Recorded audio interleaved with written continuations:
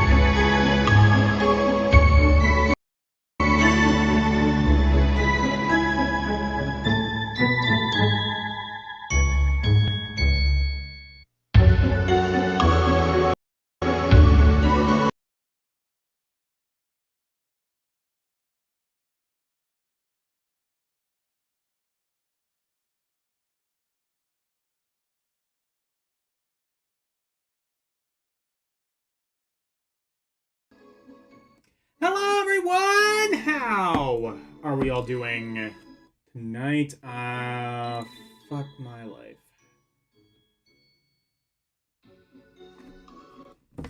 Oh, it's going through the... That's why.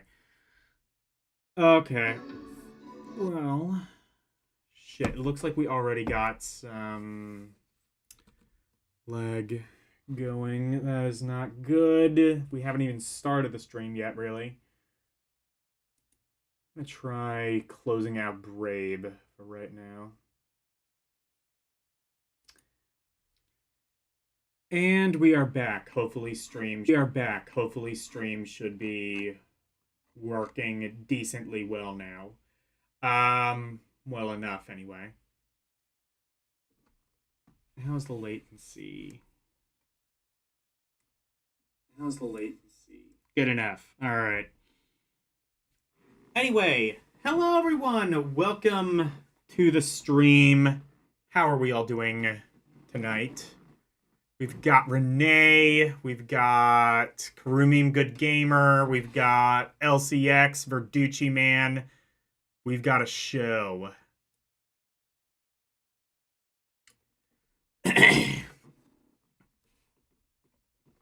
All right, so first thing I am gonna do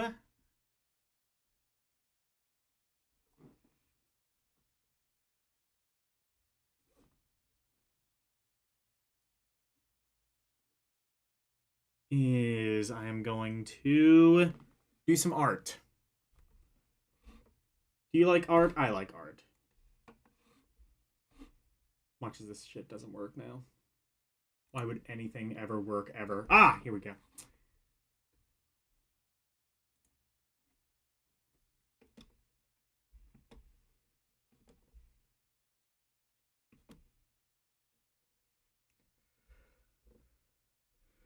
And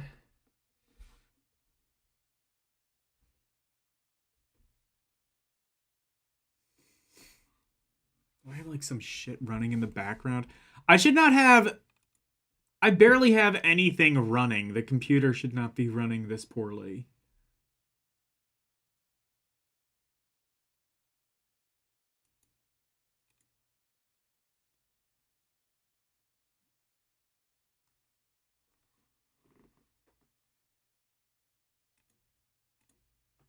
Anyway, here we go.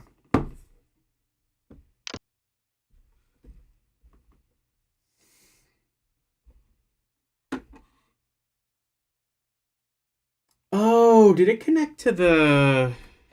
I just realized, did it connect to the headphones? Oh, wait, no! No, I see why it's going through there now, because it's connected to the computer. Alright.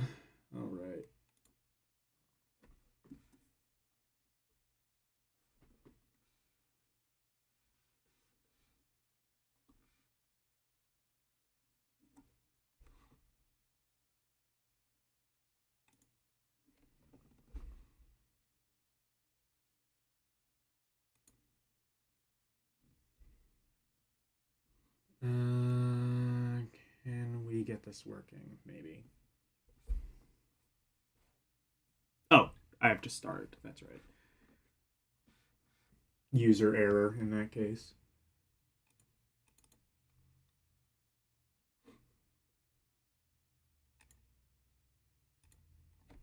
All right, here we go.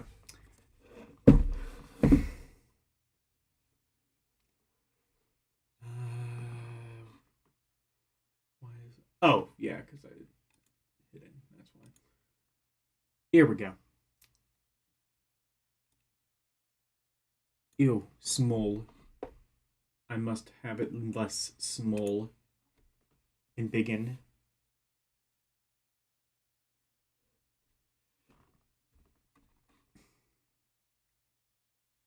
Actually, what if I can embiggen?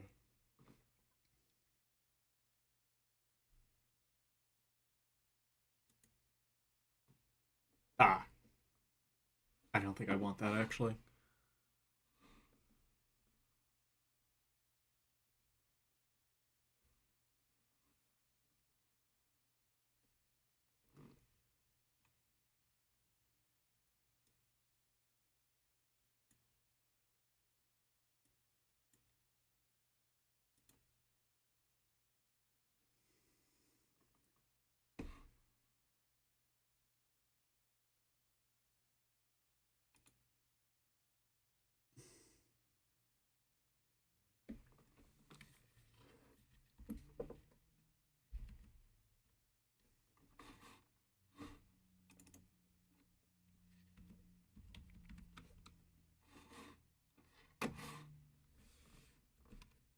Oh, that's how I do that. Okay.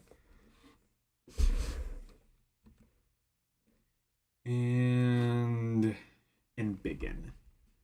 I'm still learning how to use Let's View.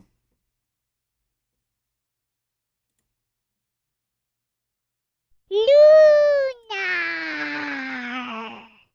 Yes, Lunar. Hello, Arus. It is not Lunar time yet. Or ever, really.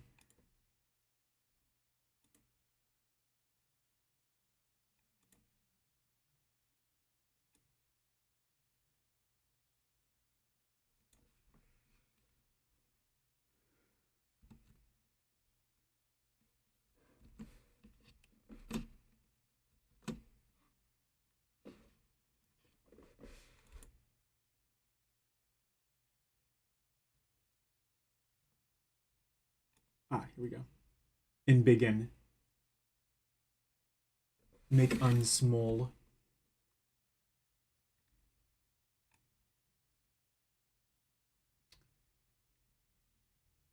And there, mission accomplished. All right, let's do some Art Academy for Nintendo DS, as we have been starting our streams with lately. How do I...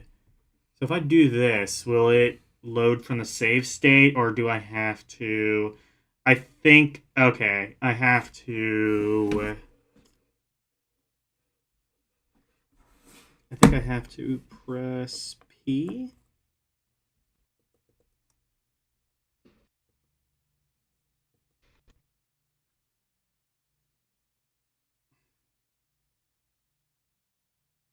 Load state.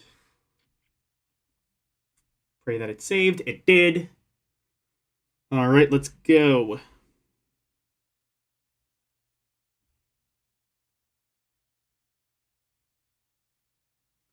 I don't hear shit, Captain.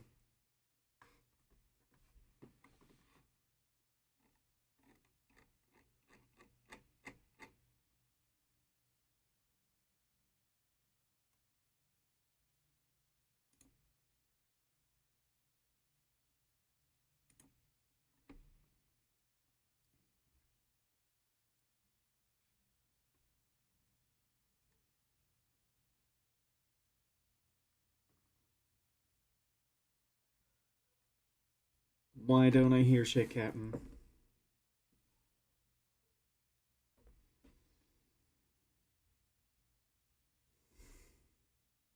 Low battery. I literally just fucking... Alright. Hold on.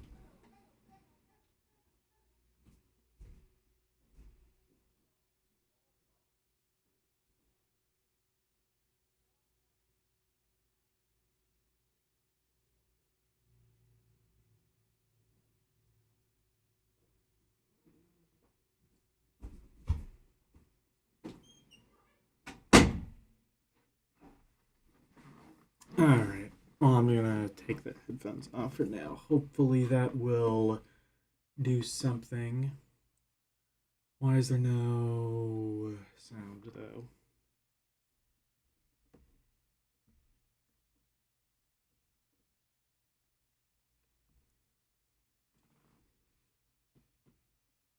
Let me reconnect.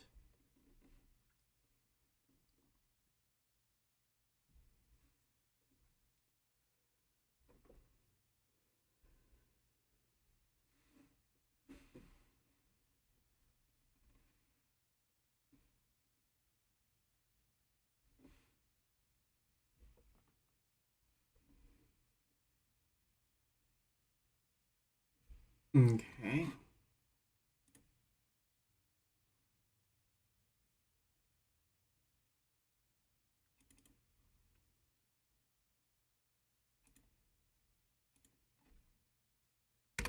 All right, let's go.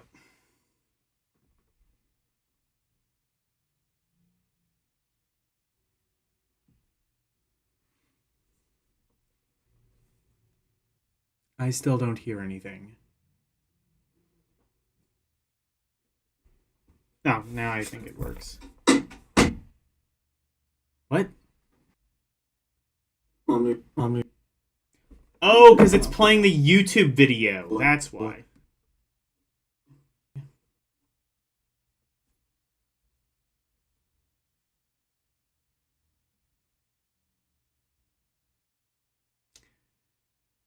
Okay, this is now restart number 4, I think. Hopefully this time maybe things might possibly work. I think. Anyway, we haven't even started the real stream yet. I'm still trying to do the art stream.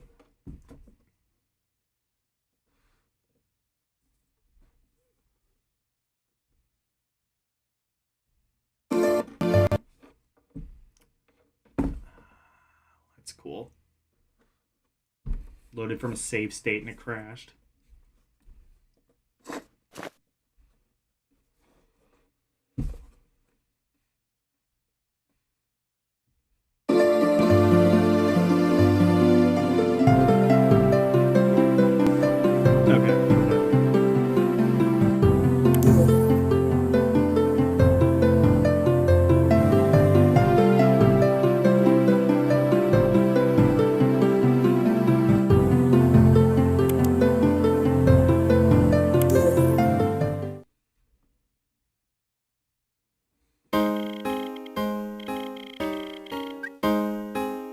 This is lesson 2. Hey, welcome back. Are you ready for another lesson? I'm ready for literally anything to work this stream. Let's go.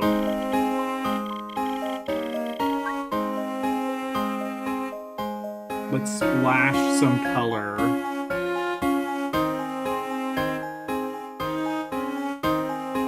Around this time.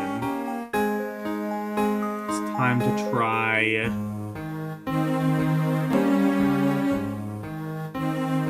paints and brushes. Is this connected to the... It is not, I think.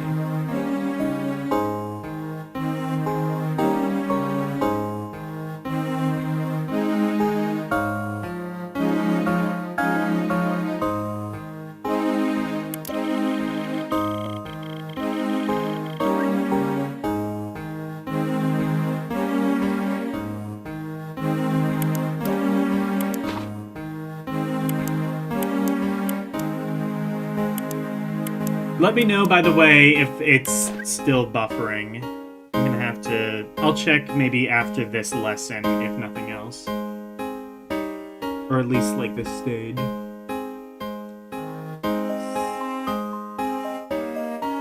We have 2 types of brushes.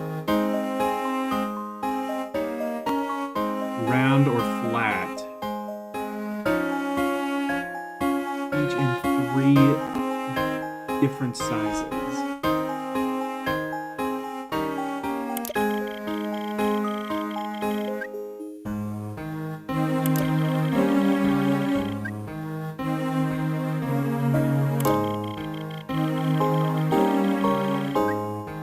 In the middle of the paint,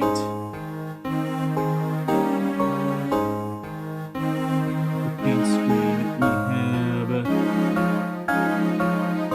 a palette of different colors. Okay.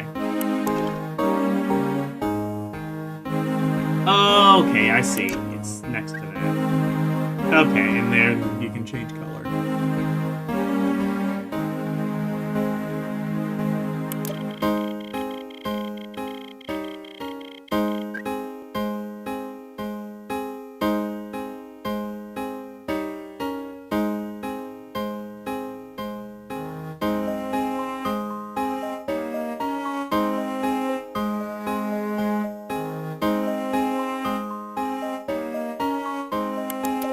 Okay, so it's just saying, like, it hasn't unlocked all the colors for me. Fair, I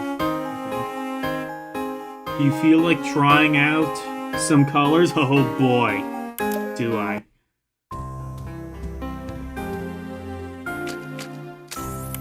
Let's go. In stage 1, we'll try a big brush. Oh yeah, that's right. Let me... Oh yeah, that's right. Let me... Okay, yeah. That actually seems like it's running fairly smoothly. Okay, yeah. That actually seems like it's running fairly smoothly. No, have I lost the sound?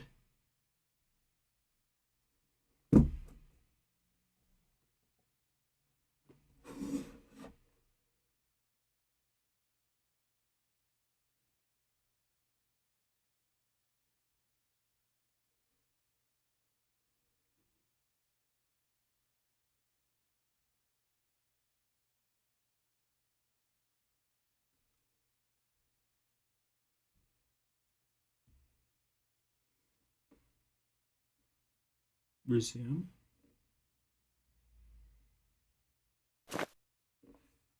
Okay. Alright, well, at least now we know for sure that this is working properly. Let's just load.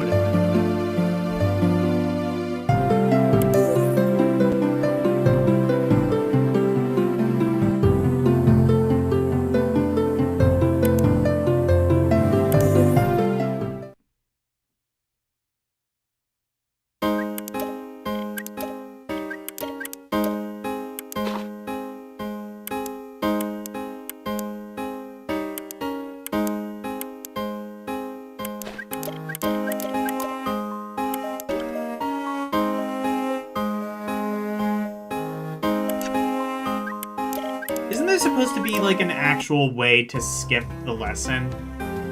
Or to skip the stage? I forget how it told me to do that, but... whatever. It was easy enough.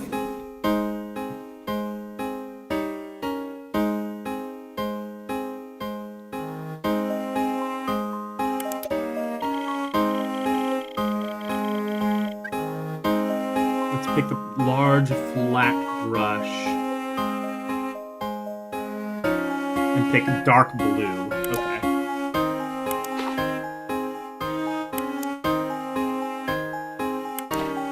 Okay, those are the pencils, and then above is the different brushes. So you want me to start immediately with the big brush? You don't want me to, like, sketch it out or something first? Okay, you're the boss.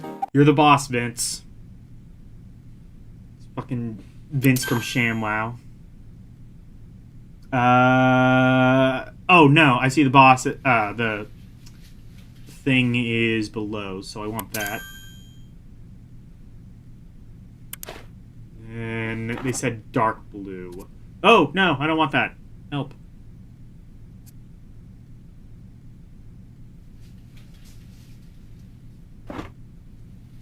How do I make that go away?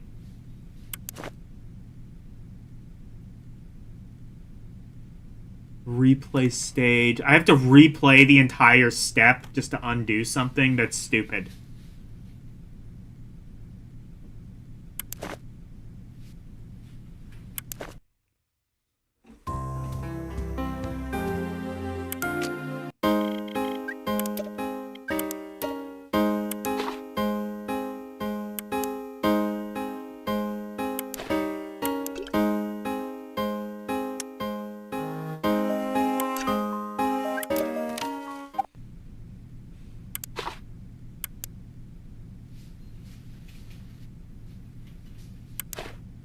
Oh, wait. Did it? Fuck! It didn't even erase! God damn it. How...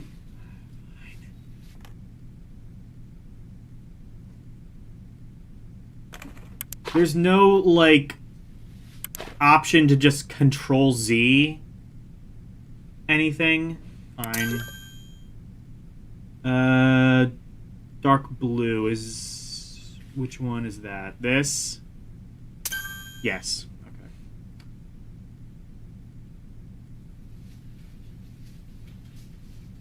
Oh. Actually, real quick, I can do this. I guess this is the closest thing I have to undo. Just white out.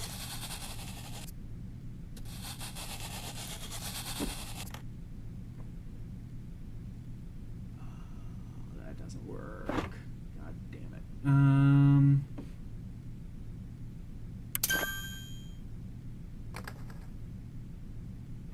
Replay stage. Do I have to replay the entire stage? And then it's still not gonna fucking... There's no undo button. That's stupid.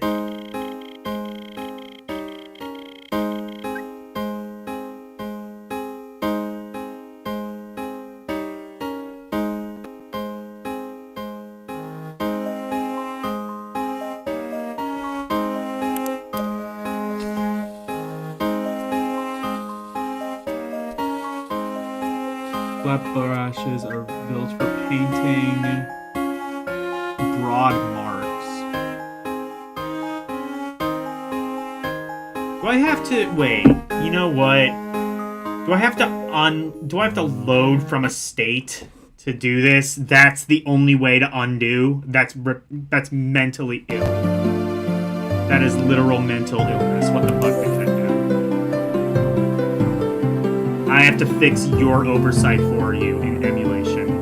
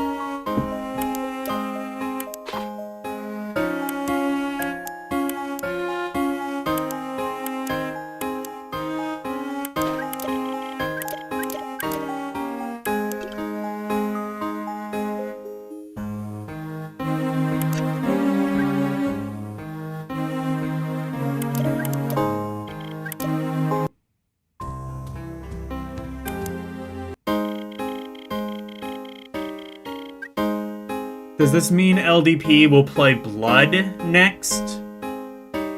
What is... No, Blood... Blood... Isn't that the, That was like a Doom clone from back in the day? What does that have to do with anything?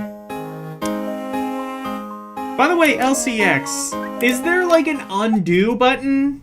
There's no like way to just like Control Z out of something? Because like, I was trying to navigate something and The only way I was able to undo was just load from a previous state.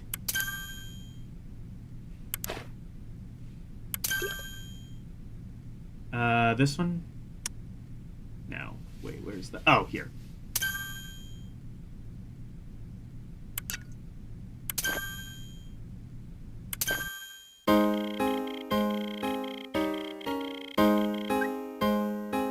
Oh, wait. I see, because the movie is First Blood. That's why.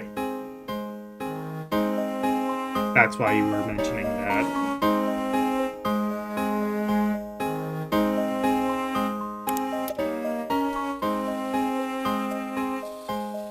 So you want me to, like, just start painting with a broad brush before we even start sketching? Are you sure about this? You're best for painting broad marks. I don't feel like we should be starting with that, but okay.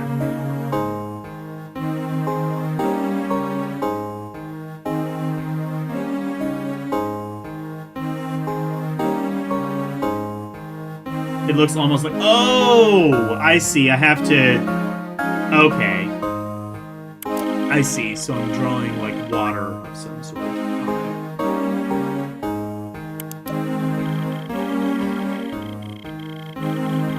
So just draw 4 parallel lines, essentially.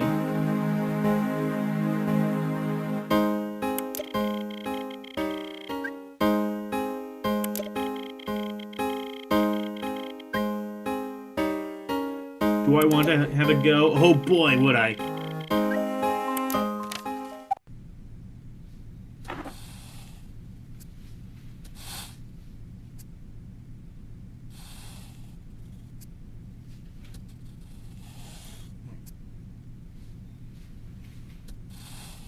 Here we go.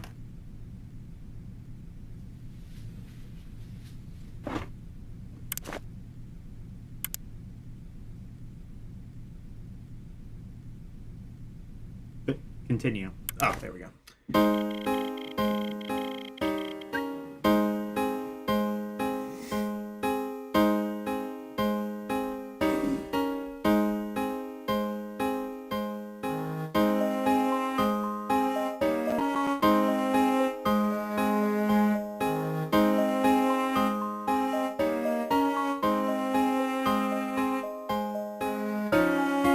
Now there's some wavy blue lines to represent the sea. All right.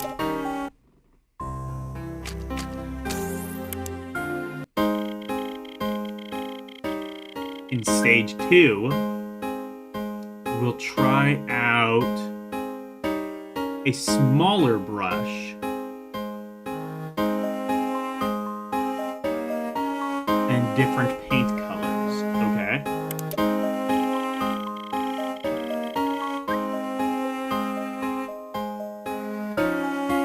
Let's try a medium.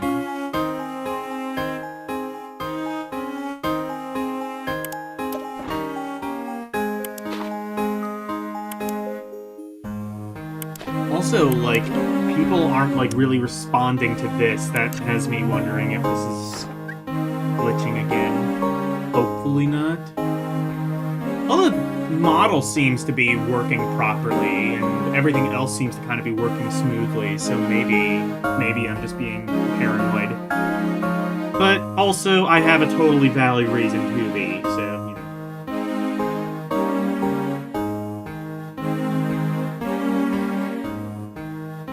Let's try a medium round brush and...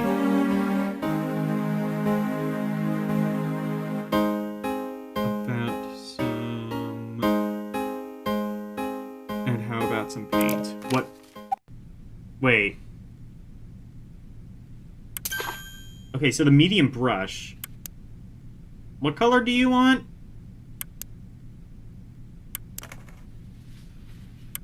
Oh, this? That's not paint, though. That's a pencil, isn't it?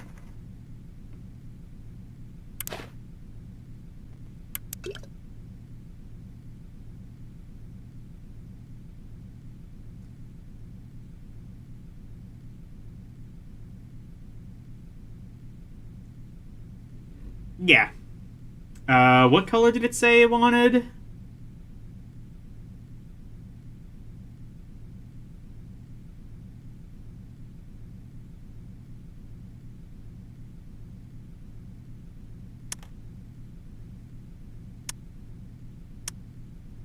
I don't see which one's flashing, so...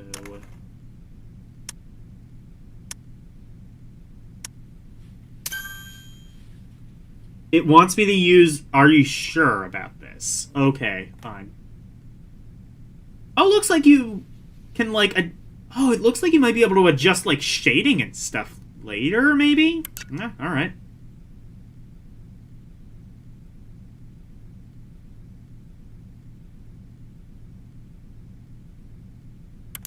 What is the... I don't know. There's, like, a tinge of...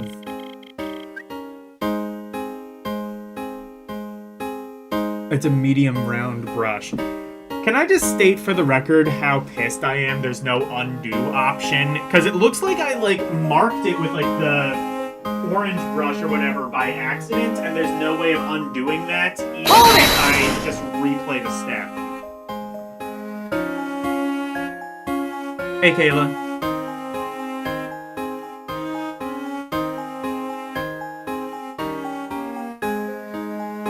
He wasn't kidding. Yeah.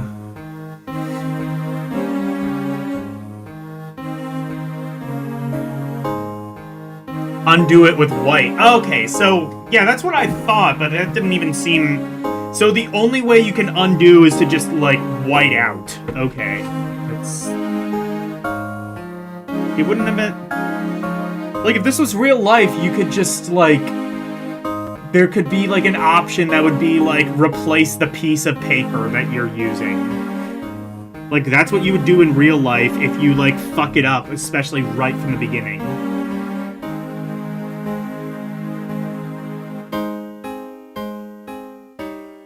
Like, you can't even just replace the piece of paper.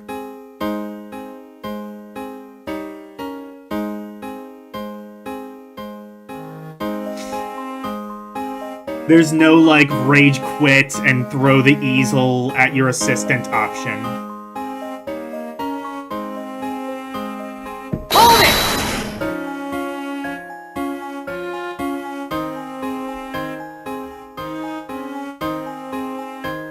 Okay. Round brushes are best for painting in bits of detail. Okay.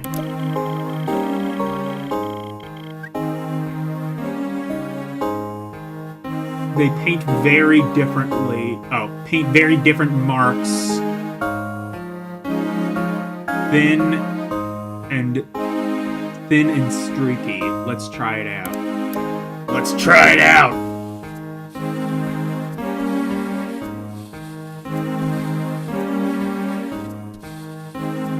They paint very different. Oh. What did it... Oh, okay.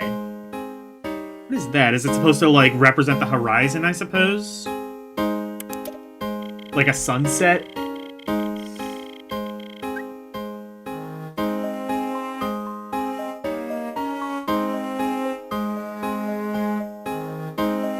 Hold it!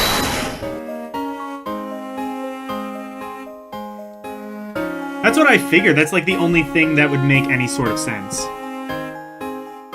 The red mark... Maybe they can be...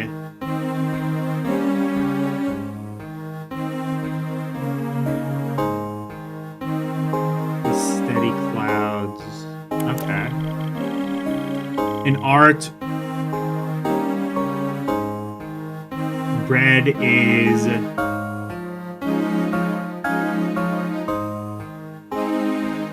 traditionally regarded as a warm color. Also, in life,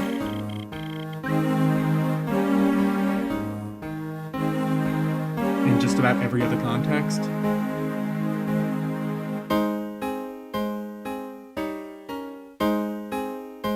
Oh, it's like red, yellow, and orange.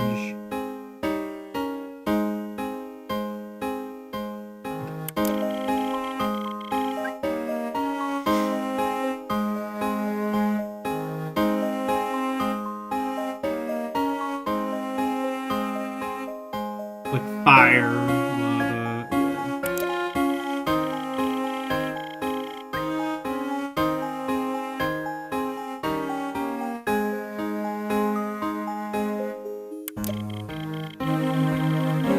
They are very useful for artists to organize and think about the colors they use. Wait. Oh, wait. What were they talking about? Oh, like color swatches? Is that what those are supposed to be?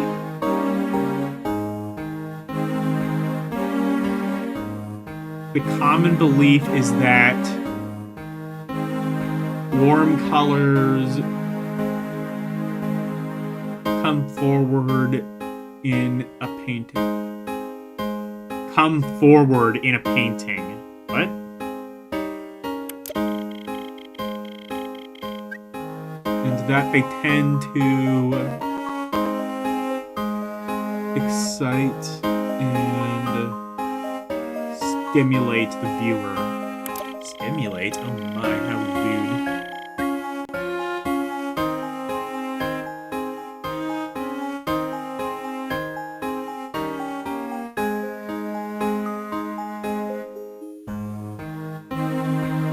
Cool colors are the other. On the other hand,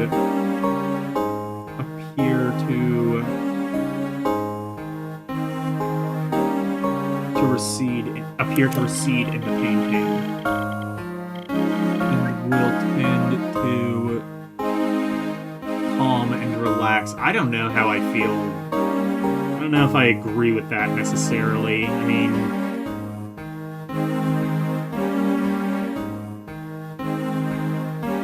like, you know, blue is also in fire, and the blue part of the fire is actually the hottest part.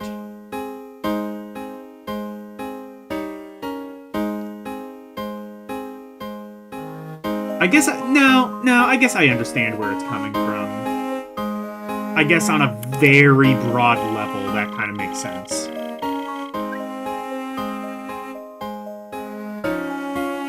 You want to try painting in red streaks.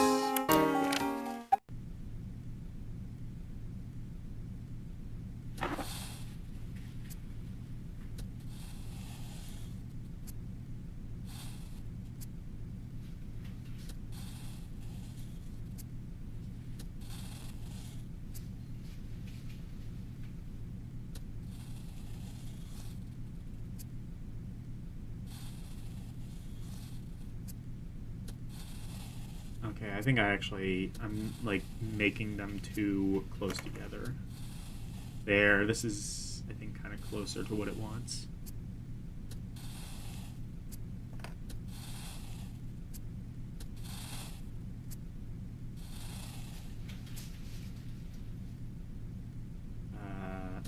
Okay, yeah.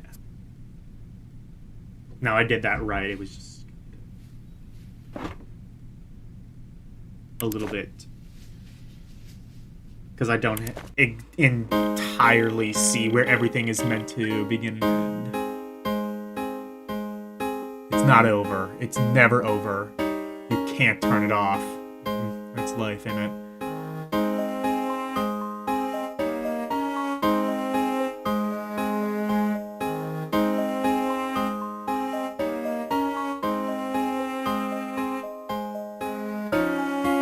It's slightly crooked, but it's fine. Alright, it's good enough. It's adequate! Hooray! I assume we're going to be filling this all in later.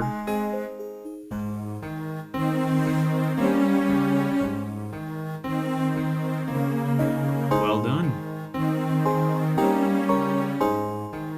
Oh yeah, that's right. I totally forgot to get the stylus. That's a problem.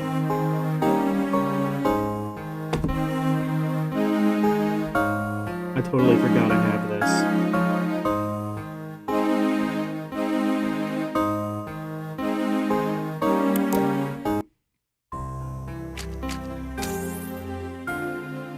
This pack of metal styli by the way, cost me like $30. Eat my entire ass, Apple, with your fucking $130 Apple Pencil. Kiss my entire ass.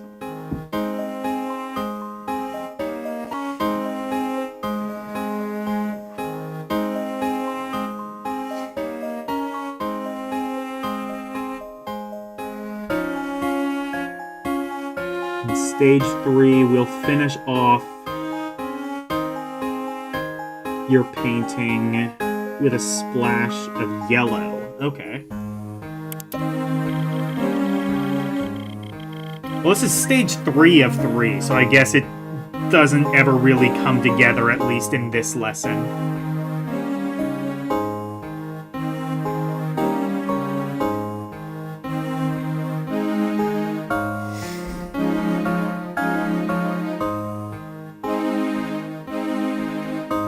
Since you have the sunset scene, why not paint in the setting sun? Okay.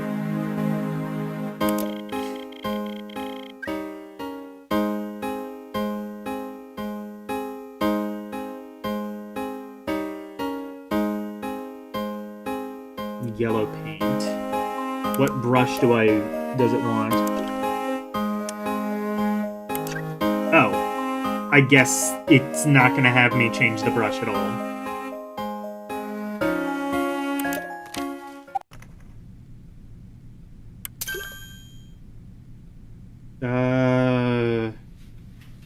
Which one is yellow? Is it this one? No, that's gray. That's yellow? Oh my god, I am so colorblind. That just looks like white to me.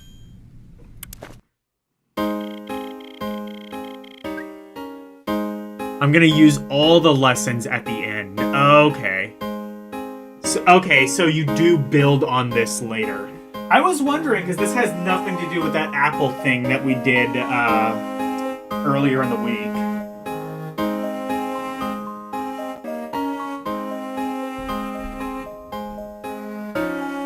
I love this music, by the way. I'm gonna have to add this to my playlist. It's very calming music. Now let's quickly paint the sun above the water.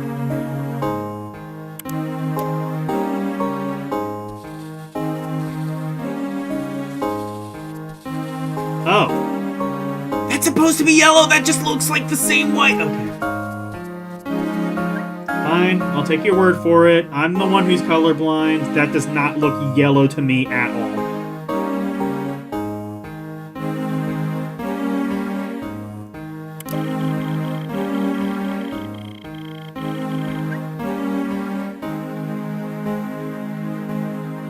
So just do like a spiral sort of thing.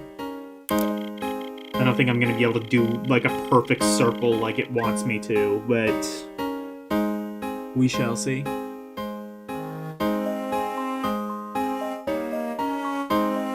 That's definitely yellow. Okay. Like I said, I'm the one who's colorblind. That just looks like white to me.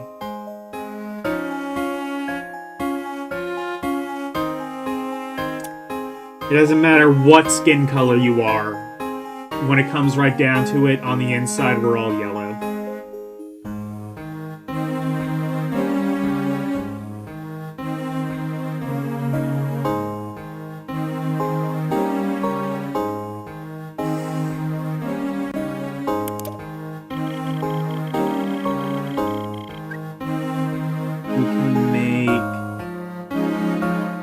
Of the replay option under the Vince button.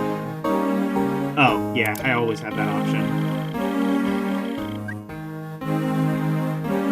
Again, where's the rage quit and throw at your assistant button?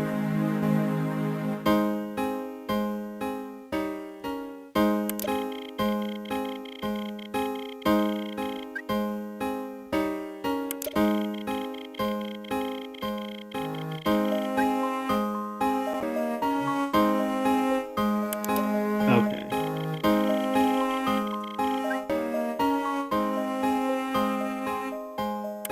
This looks like some sort of like abstract flag.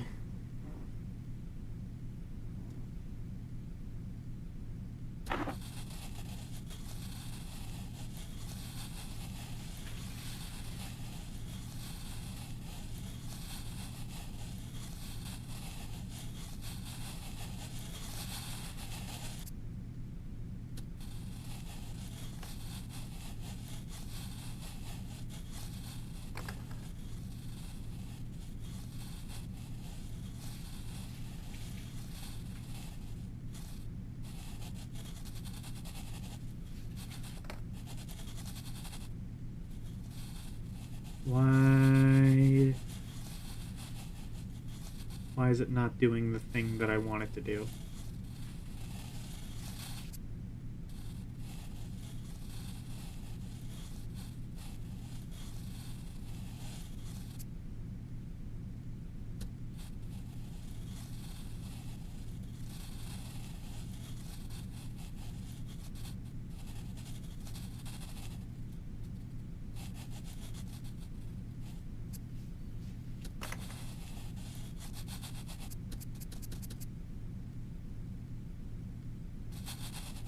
There. There. Good enough.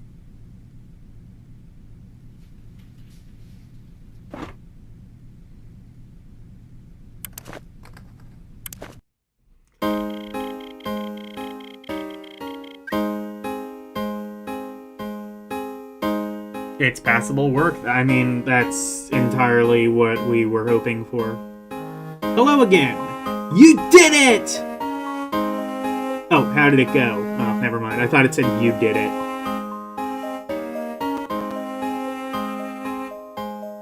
I'm just like, you have no idea. I could have just drawn, like, dick and balls. You wouldn't have any idea what I did.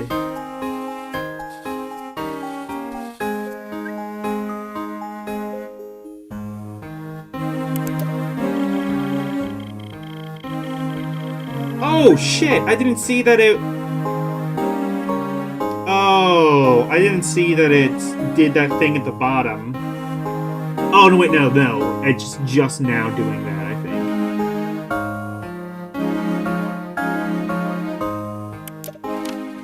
Yeah, it's just now doing that. Okay.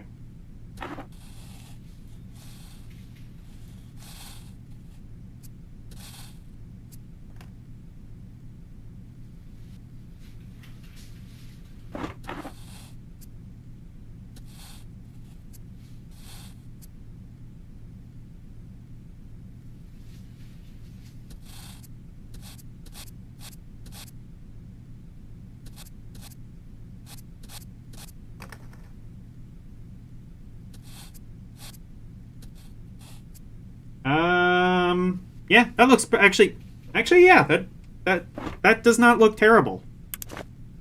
That could have been worse. Paint by number. Yeah, they do have. Don't they basically have that? Isn't that like a series of books where it's like connects the dots but with painting and therefore kind of more complex? They do have. They have like they call them like adult coloring books, which makes it sound more lewd than it really is. It's not. It's basically just coloring books for people who basically know how to do art but aren't really creative enough to do something original on their own.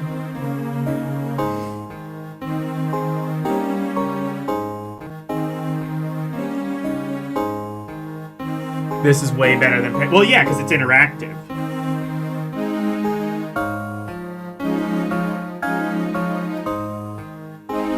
Paint by Numbers doesn't have Vince. I mean, Vince is worth the $19 or $29 or however much this DS cart would have cost alone.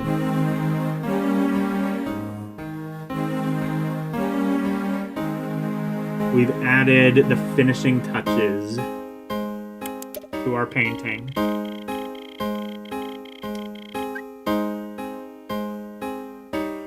This program should have, like, a virtual refrigerator that you can, like, put up and just, like, have your mom be like, good job. You did good, honey.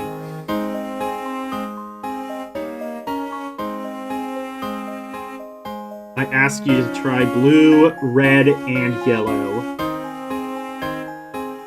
I was hoping red, white, and blue for red, white of Blue Corp. Get some of that cross-branding with a another DS game.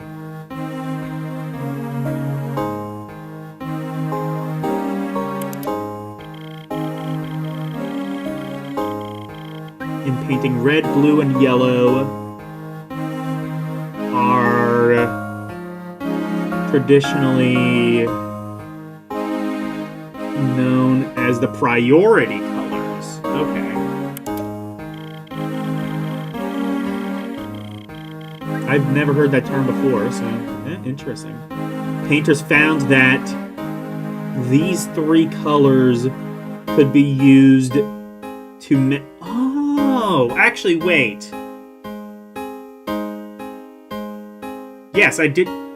Wait, yes. Why did I, like, blank on that? Yes, those are the primary colors. Why did I, like, blank on that being a term? I've known that to be a term my entire life.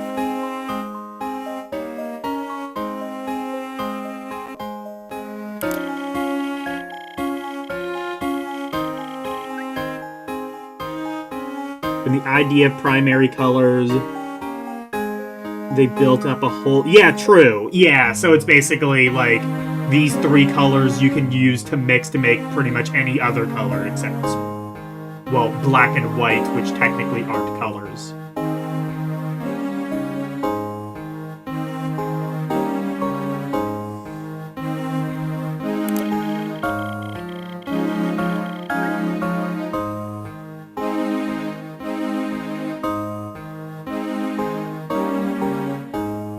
I've heard before there's, like, a technical term for purple as well. I remember, okay, years ago, this was when I was a little kid, I had, like, an amateur art class, and I remember the teacher saying, like, you don't want to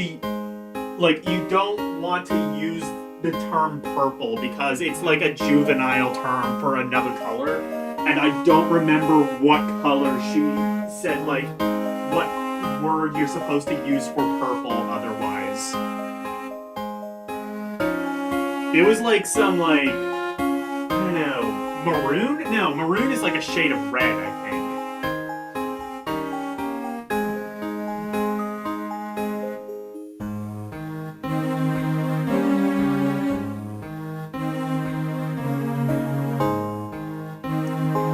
You can mix those to make... Wait. Yeah, screenshot and print. Yeah, that's basically what you would need to do. Wait, you can make black? How would you make black? I guess if you, like, used enough red, No. I guess if you used, like, a dark enough red, you could, like, mix that together, maybe with blue and get black? I don't know. If you used a really dark shade of, like, red and blue, you could maybe mix that to get, like, a color vaguely approximating. I have no idea. I'll tell you what's interesting. I remember watching a video of the 8-bit guy. He was reviewing, like, a really, really old primitive webcam, like from 1996 or something. And this was before they had the technology to make webcams in color, or maybe they did, but this one wasn't. And, like, he was talking about, like, he would actually use this as a primary camera for a while. He would, like, actually... Because, like, digital cameras were, like, such a state-of-the-art thing in the mid-90s, but, you know, he realized pretty quickly on, like, pretty early on, like, if I buy this cheap black and white webcam and just, like, carry it around with, like, a laptop or something, like, it's a pain in the ass, but it's also considerably cheaper than like buying film and having to like constantly shoot and refilm and all of that. But he found out how to get color as a result of that by basically, I don't know if this is technically the same process. It's not exactly anaglyphic, because I think anaglyphic is just red and blue. But he got like a red, a blue, and a yellow filter, and he would take the picture 3 times and overlap those 3 pictures on top of each other. One with a red filter, one with a blue filter, and one with a yellow filter. And if you overlap, even in black and white, it then becomes like, not exactly color. Well, is that Technicolor? Is that basically the process of Technicolor? I'm not 100% sure, but it basically like kind of, it was like color, but it almost turned out to be a little bit more like a sepia tone.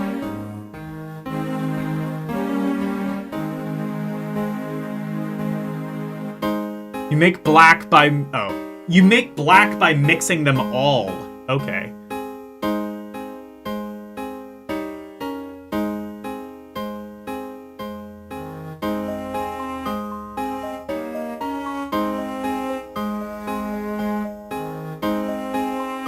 Speaking of, like, old computer stuff, did anybody...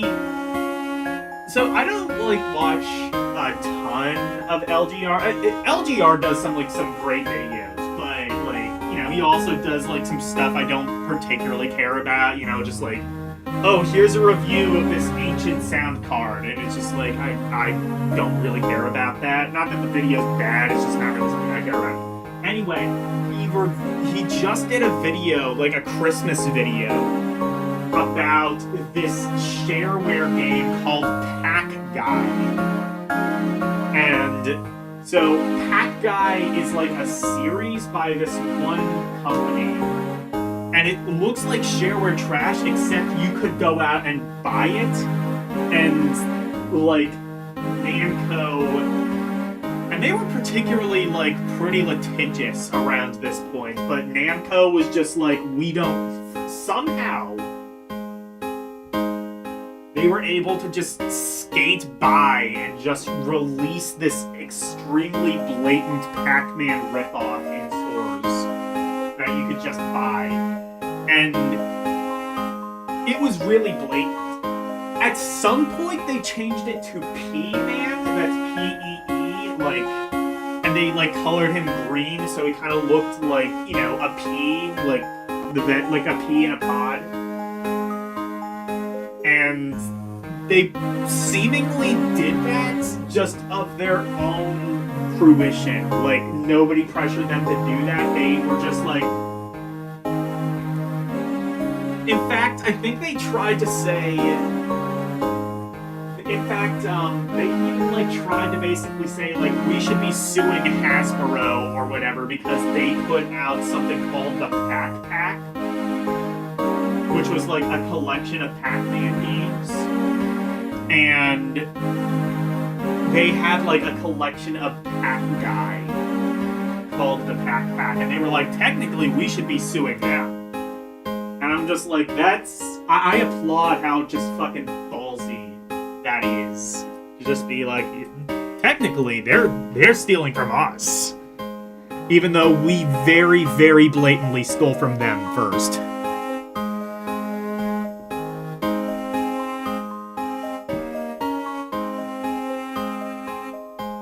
The second type of white is translucent and meant for mixing or lightening areas.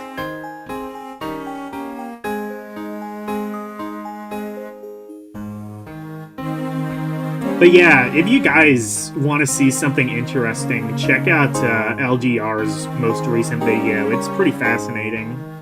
Just how, like, brazen they were and how they were able to just kind of get away with it.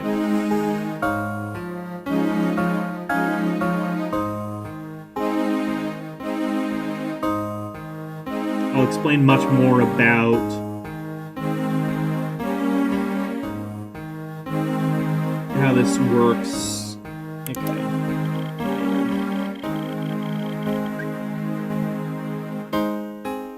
I hope you've had fun. I did. I really did. In the next lesson. Yes. Hooray! We did it.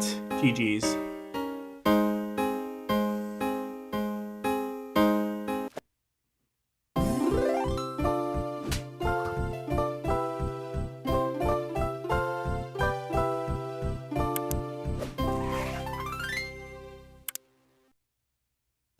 Oh, back to image. That's not what I wanted. Oh, no, wait, no. No, I did select next. This is what I wanted.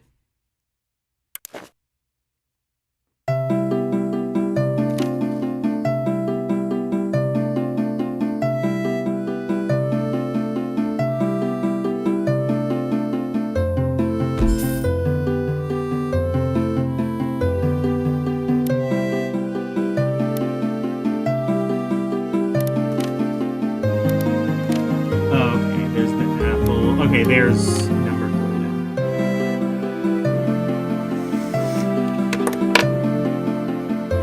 I now have the 2 works in my gallery. Oh yeah, I see. So like now I guess now if I really wanted to, I could go back and finish them up. I don't really know if they're good enough for me to actually pursue doing such things, but I could. So there. Where is the... Oh, I have to press the plus, I think. There we go. All right.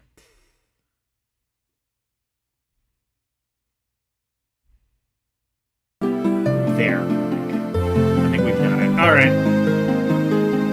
Hold it!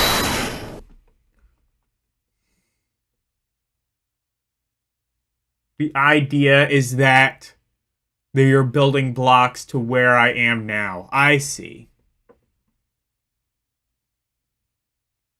Not to go back and redo them. I see. Anyway. I will be... Hold on. I'm going to go back and get my earbud.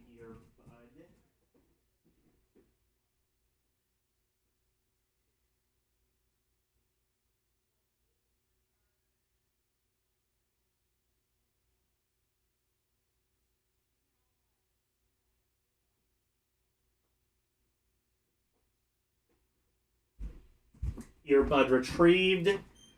Now we are going to hope and pray that the stream does not immediately explode like it has been. Because I will be damned if I'm going to have to buy a computer that I can't afford.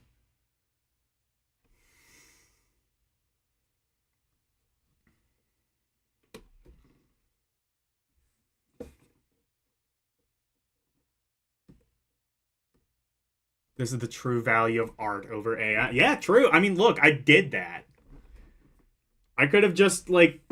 I could have gotten that done in, like, 5 minutes by just typing some shit in a prompt. But no, I did that. That was me.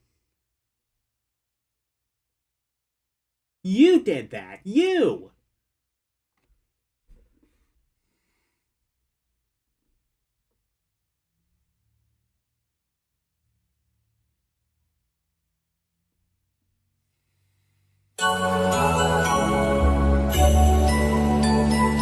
Yes, I like Castlevania too, but not right now. In fact, I am going to...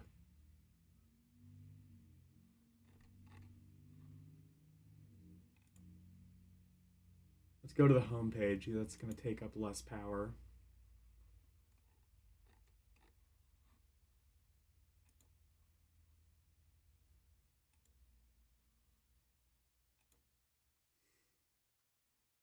Because...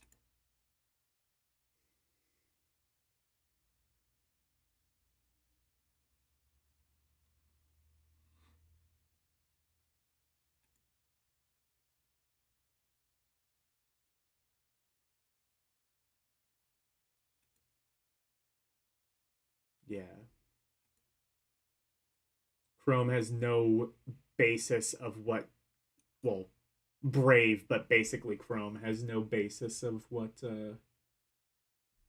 management is.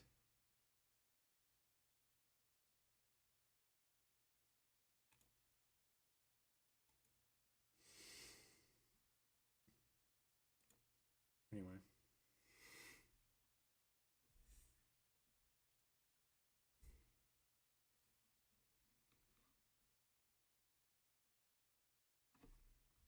In fact, okay, mute.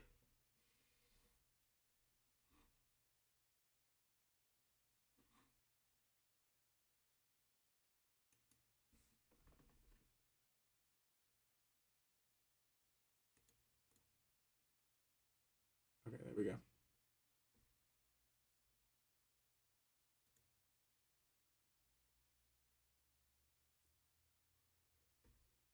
And I need to set some stuff up. Oh, it already started the movie. That's useful. Okay, I'm gonna restart. Unmute.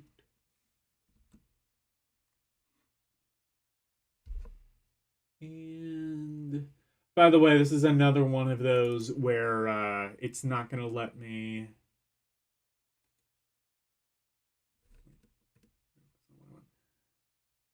Where is it?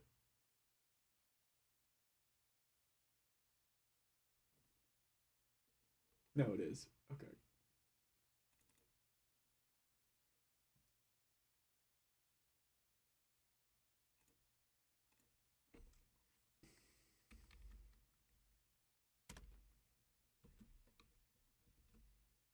Okay, here we go.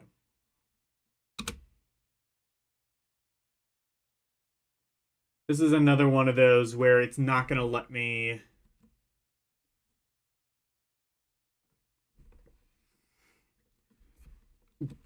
do the thing. Okay. So, load it up. Hopefully, you will be able to follow along with this on Pluto TV regardless of where you live in the world. Hopefully it's not blocked in other countries. If not, try ExpressVPN. I have no idea. But anyway, we are starting the movie in 3, 2, 1. And this is like what I was trying to say is this is another one where I can't have it on screen at all times. Oh wait, no, it didn't start. 3, 2, 1, go. Please, thank you.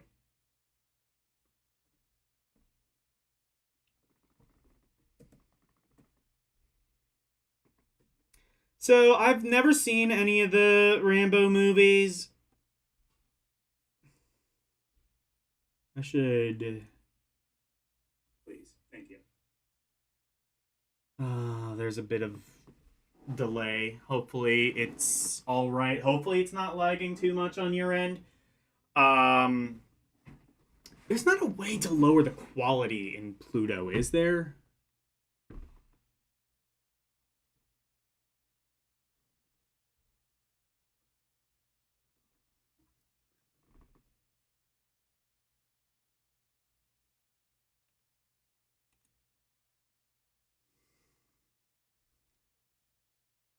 Audio English. No, it just has like audio and subtitle stuff. I don't think there's a way of adjusting the quality. That sucks. I kind of don't want this just running in HD. That's going to take up too much.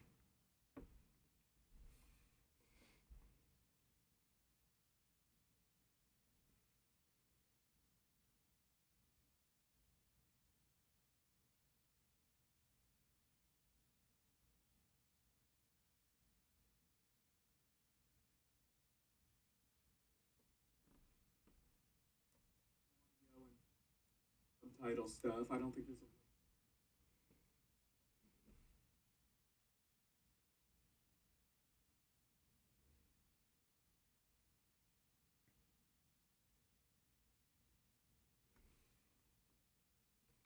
I closed out. Oh, I did not.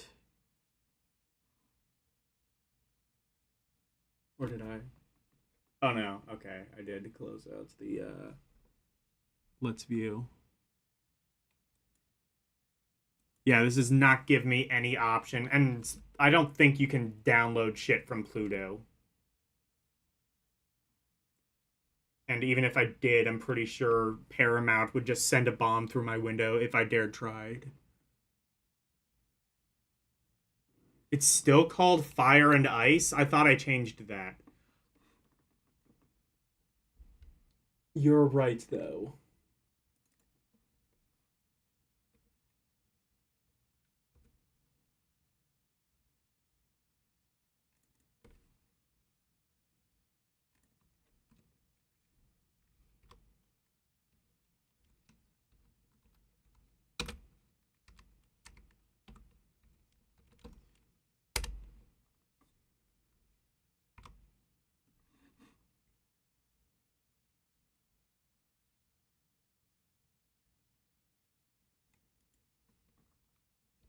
Okay.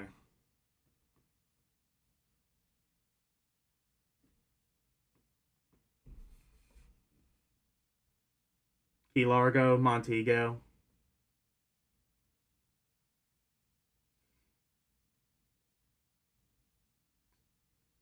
This is gonna be basically shit to anybody watching, but hopefully it'll all sync up decently well in the replay.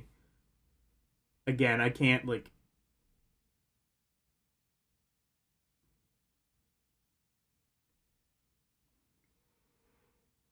because again, it's streaming in like 1080p or 4K or whatever the fuck, and it's just like doing that while streaming is not gonna happen on this PC.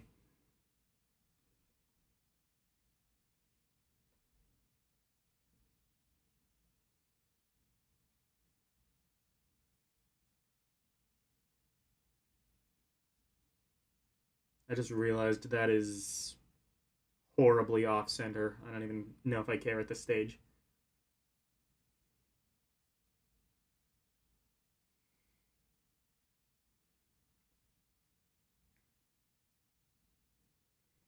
But anyway, I've never seen any of the Rambo movies.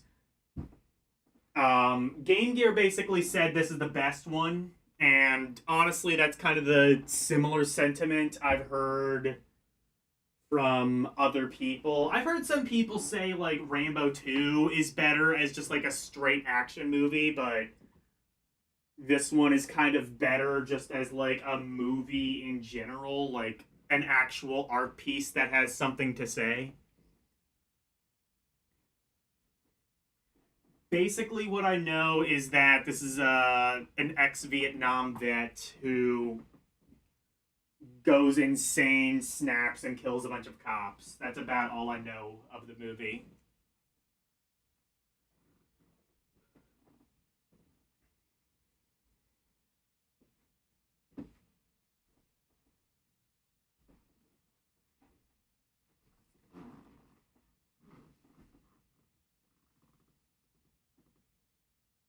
Did I misspell First Blood? Fuck. Oh, you're right. First Blood. Okay, that's funny.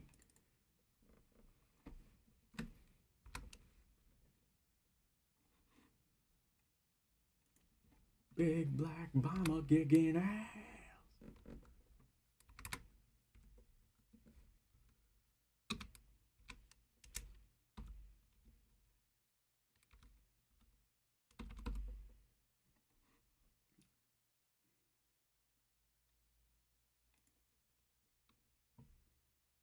There. And I'm actually gonna. And since I'm here, I may as well.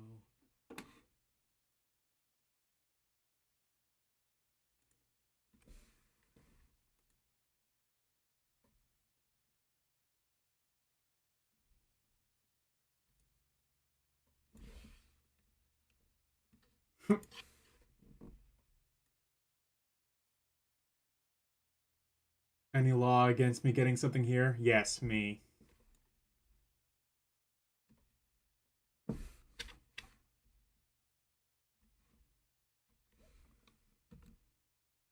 Okay, there we go. Life is good again.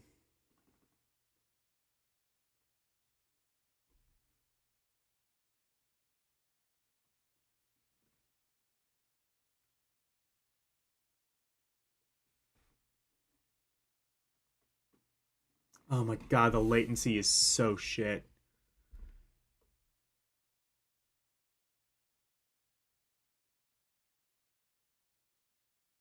Something to say is amusing as an artist yourself. Well, I'm saying like more than just like a traditional kind of action movie that, well, to quote Beavis and Butthead, appeals less to the mind and more to the sphincter.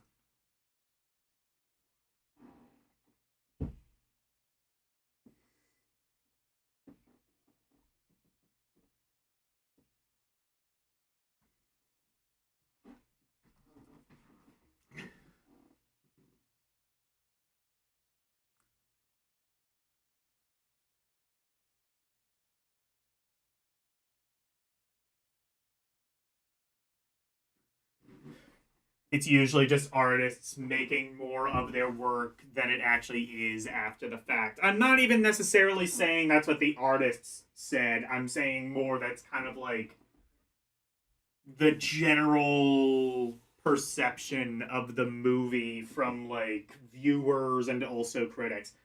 Critics hated critics hated the Rambo sequels when they came out. Like I think First Blood Part 2, the one that actually was called Rambo. That one won a Razzie the year it came out. It's kind of interesting. Like you can go back, watch like these like I think The Shining was literally nominated for a Razzie the year it came out, and like I like the movie The Shining. You're allowed to think about it what you want to. It's just sometimes things just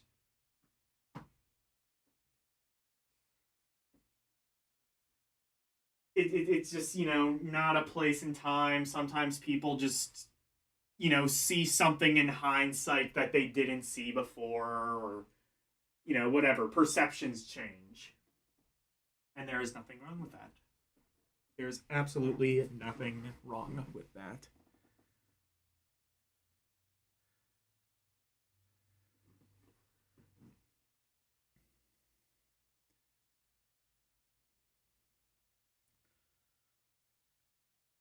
I could paint a turtle with a piece of barbed wire stuck to its shell and pretend that it's some easy story behind the painting. Our pretentiousness. Well, I mean, it's like well, I mean, there's basically like a famous analogy of that, of shitting your pants and pretending it's an environmental message.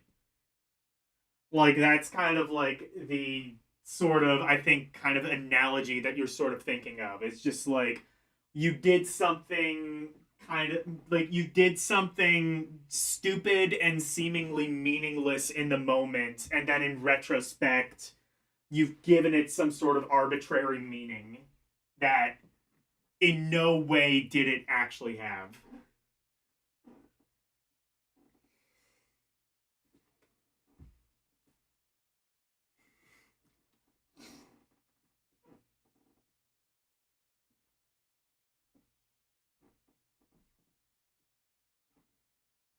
Come on, Leroy.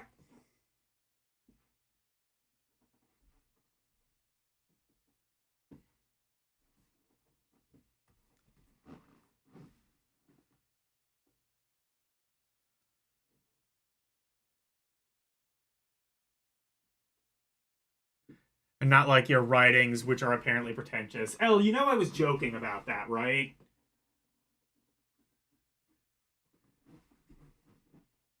Like, I hope you weren't offended by that. I didn't mean any offense by it.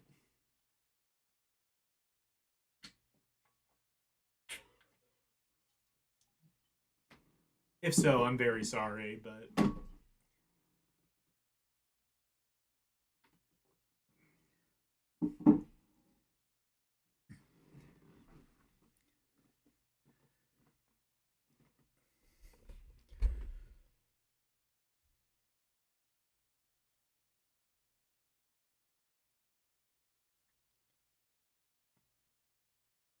You can make up some story justifying Beavis and Butthead as some kind of response to society portraying the popular culture of the time.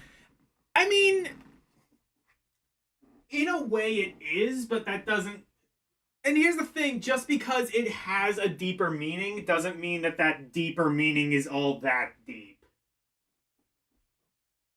Like, Beavis and Butthead is sort of. Beavis and Butthead does have that. It also kind of goes to, like, death of the author. Like, if you want to interpret Beavis and Butthead to have that kind of a meaning to it, fine. Did Mike Judge intend for that meaning? Maybe, maybe not. But the only thing that matters is what you think.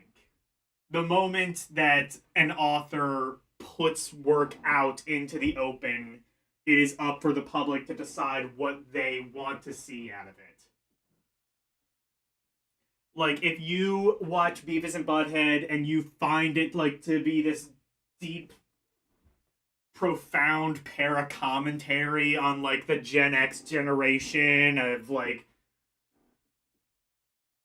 you know, like, them rotting their mind of, like, MTV, well, brain rot. Brain rot wasn't really a term at the time, but basically it was the concept. If that's how you see it, fine. If you just see a bunch of piss and shit jokes, again, the art is out in the open. You can view it any way you want to. Honestly, it's a little bit of both. Like, if you actually watch Beavis and Butthead and keep an open mind, you can kind of see, like, there is more clever writing than initially appears on the surface. Like, does that mean it's, like, some profound statement? I would argue no, but it's definitely deeper than it appears at face value. There is, like, kind of something they're trying to say, even if it's not all that profound.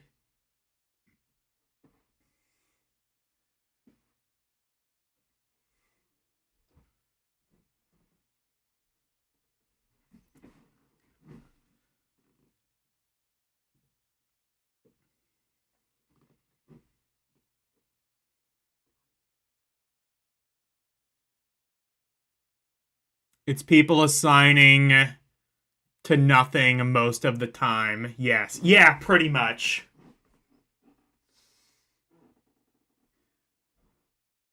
I mean, and it can go the other way too. Like, people can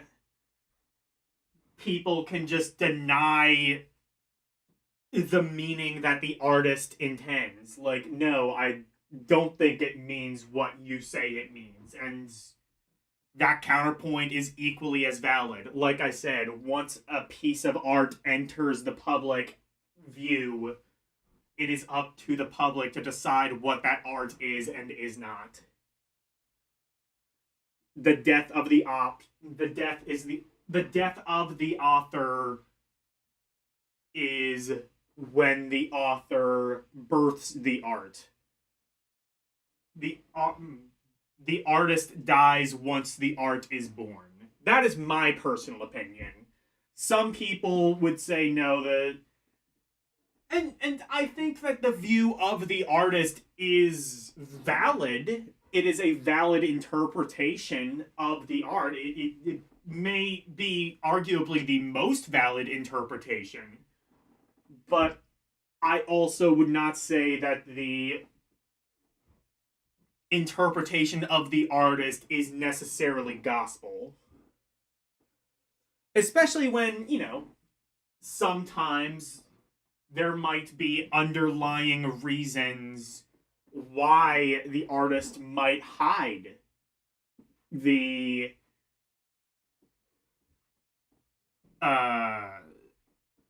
may need to hide the interpretation of the art. For example, like a Soviet era artist making a piece of art or a symphony or anything, saying it has one.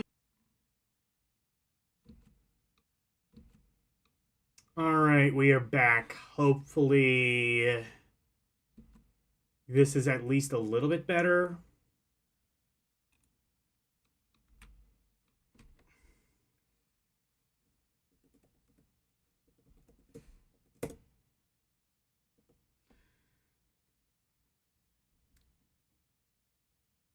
Orc posted a link of what Mike Judge actually said.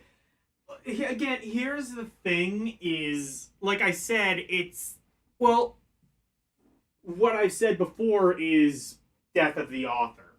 Like, you, I'm not necessarily saying you're wrong or Mike Judge is wrong or anything. I'm saying it is art and you can interpret it any way you want. If you believe that the author's word is sacred, fine, but also understand why societal pressures may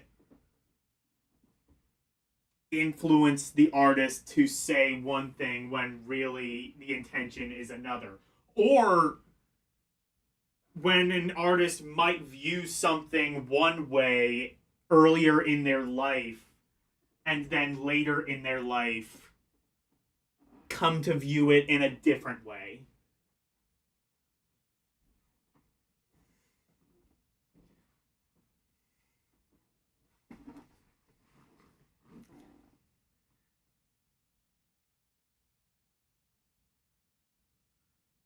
It's a minute long. I will look at it later. Again, no guarantee this is going to fix the latency issues. It's probably not. Again, this is streaming at least 1080p high def, and there does not seem to be any way to adjust the quality on Pluto TV. The only reason I'm picking Pluto TV is because it's a guaranteed free way for anyone to watch the movie. Because it is not available on like Archive or any other like piracy site. It's basically only available through something like Pluto TV. Well, I mean, it's available on Paramount Plus, but again, I'm not going to assume that people are paying $20 a month for Paramount Plus. I'm not even really. I'm getting it through my roommates. So I would be foolish to assume anyone else is. Still stuttering. I was afraid of that.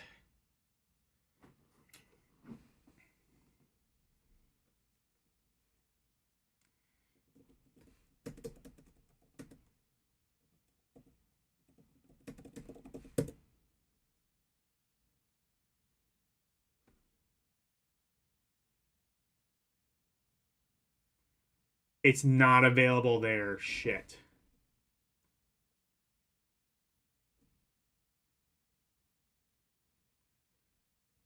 I don't know if anybody knows of another way to watch the movie, but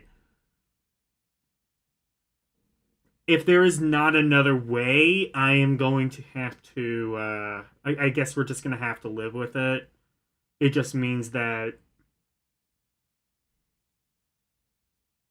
there's going to be a lot of latency. If there was a way to download it on Pluto TV, but again, even if there is, I'm pretty sure just doing so is going to allow Paramount to just throw a bomb through my window, so I don't really want to do that.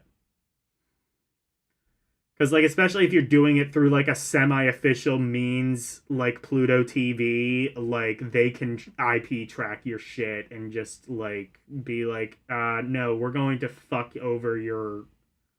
We're gonna bully your ISP into giving you shitty internet now.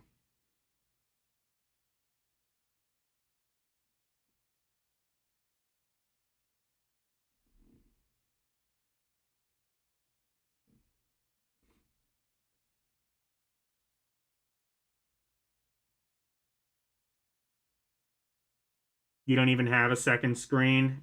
Fair enough. You know what I technically could have done? Especially considering it's just going to show me ads anyway. Nah.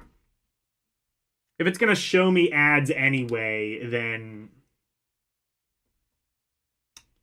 uh I could have just streamed it from my iPad, but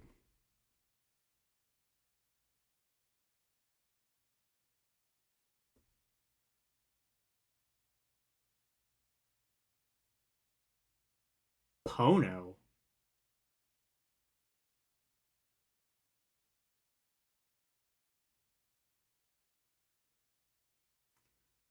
Okay, for a second I thought they were talking about the Pono player, which is like which is basically a FLAC player, but just absolutely shit. And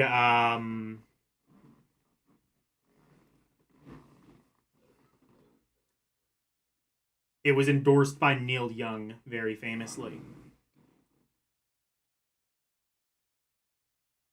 How about I describe to us where you're at in the movie? Give me a moment and I will be able to. Oh, well, I am 20. What does it say? 28 minutes 50.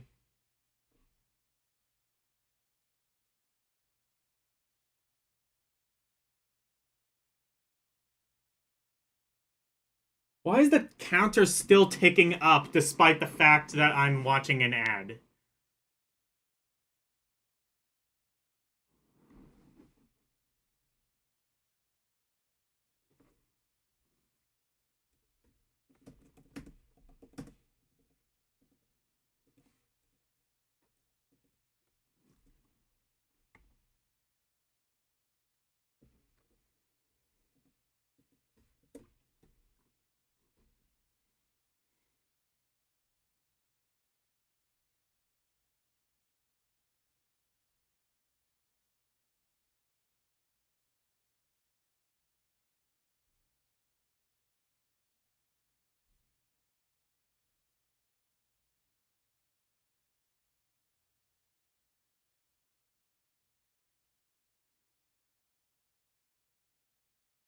By the way, I'm thinking I might start ranking these movies just because, like, I rank everything else on this channel, really.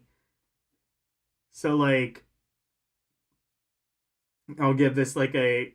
Well, I have been giving these like an of 10, like a X out of 10 rating.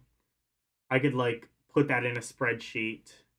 I think I'll start like afterwards.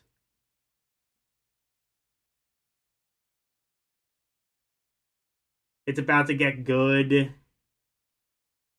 Enjoy the next hour. Okay.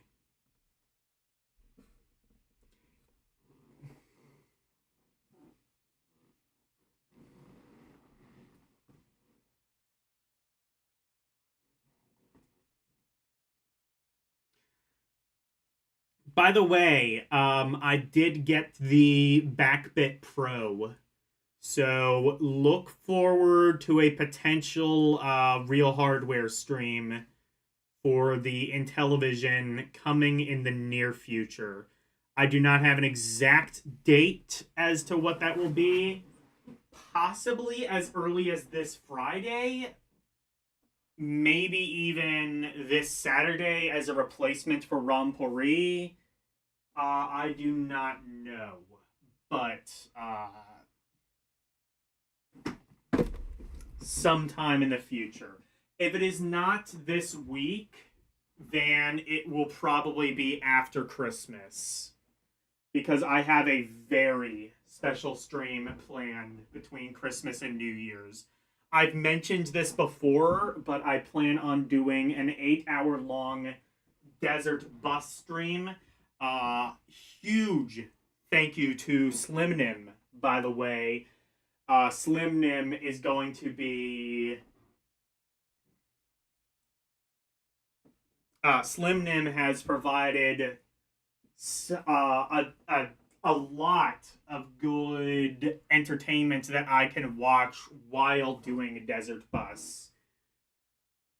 Um, so that is really nice. I can like put that in a window while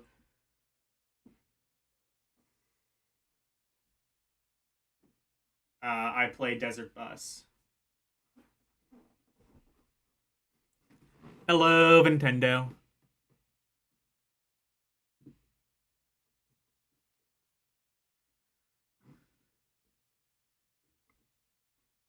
Rank it as jank.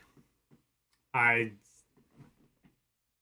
I will not object to that. By the way, we are 33 minutes 7 seconds. We are 33 minutes 7 seconds into the movie.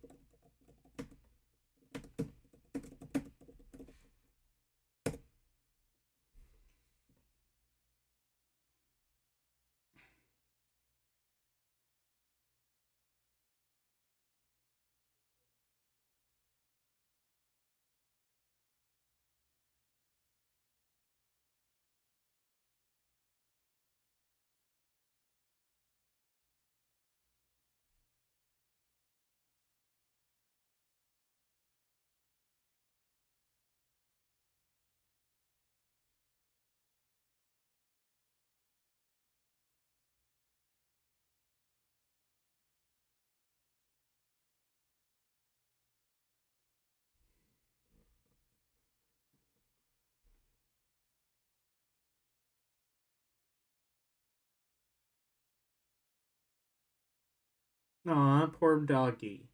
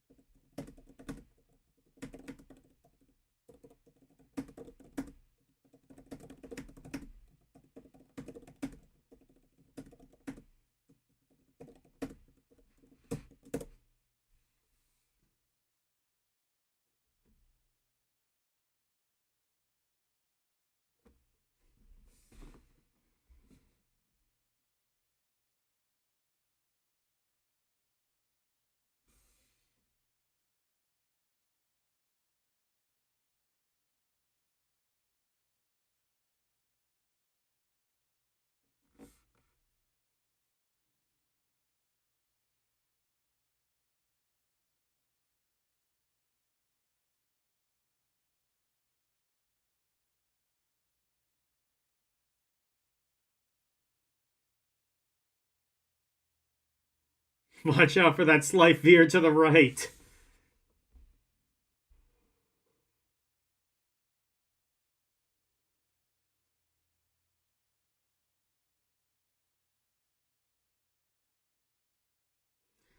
I mean, it's true that this is kind of like. So, what I was saying earlier about this being like less of a mindless action movie, it is still very much a mindless action movie. It's just a mindless action movie that kind of sort of has something to say.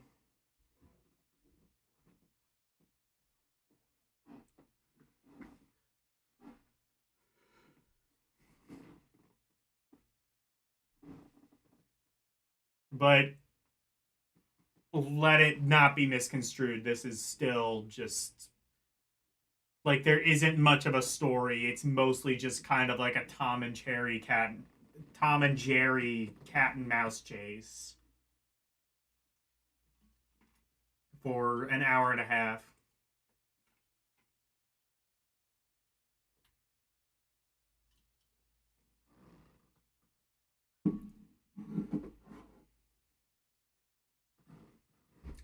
For what it is, though, that for what this is, though, I mean, it executes that very well.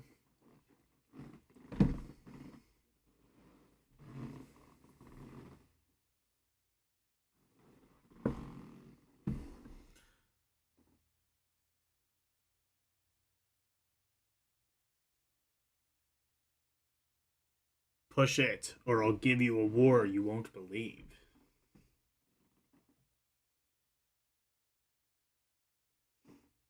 They drew first blood, not me. Yes, they said the thing.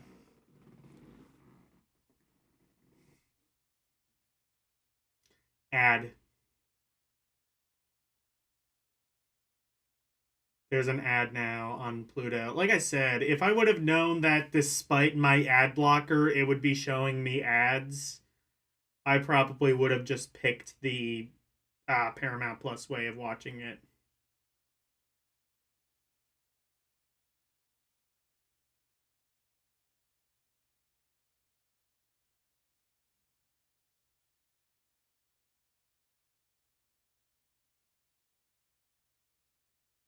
I think you guys are going to be like behind me, but actually, no, that's probably fun. That's probably good that you're a little bit behind me because I'm going to be behind you, if that makes sense.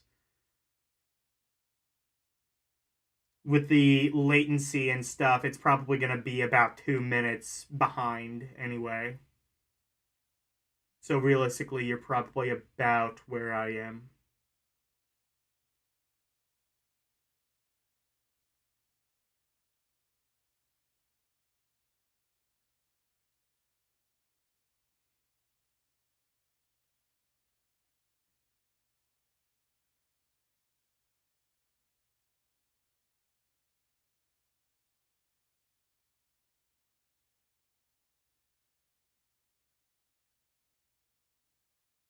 I love Pluto TV though, especially like their live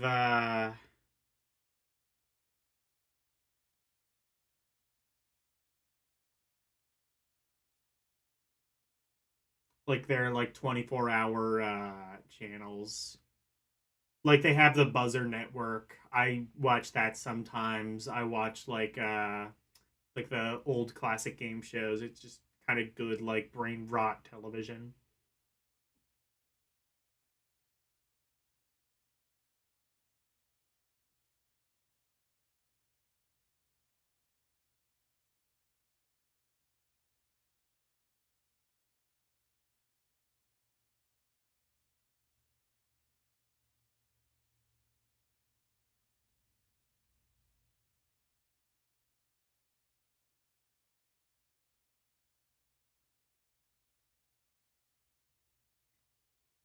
Y'all ever see Turkish Rambo or just Turkish films in general? Those are some shit.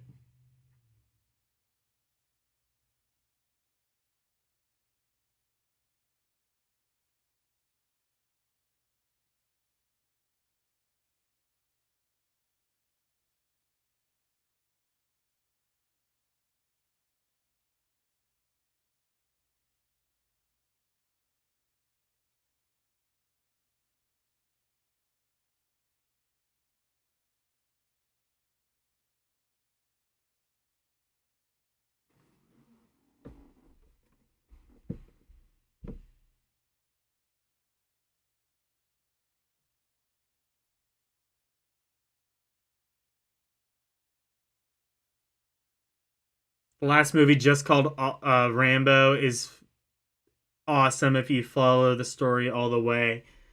Um, it's interesting. I haven't really seen much like of the general consensus of that movie. I know, like with the Rocky movies, it's generally kind of considered that they sort of just progressively get worse as they go on. Like five of like the original Rocky movies is kind of considered the worst one, and then like Rocky Balboa was sort of. I don't think people dislike Balboa, but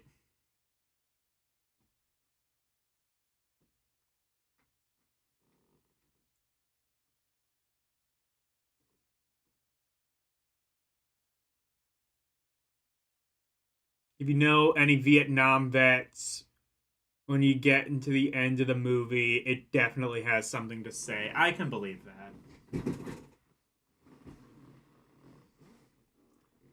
I guess maybe it's not like really just beating you over the ass with that message, is sort of what I'm saying, which is a good thing.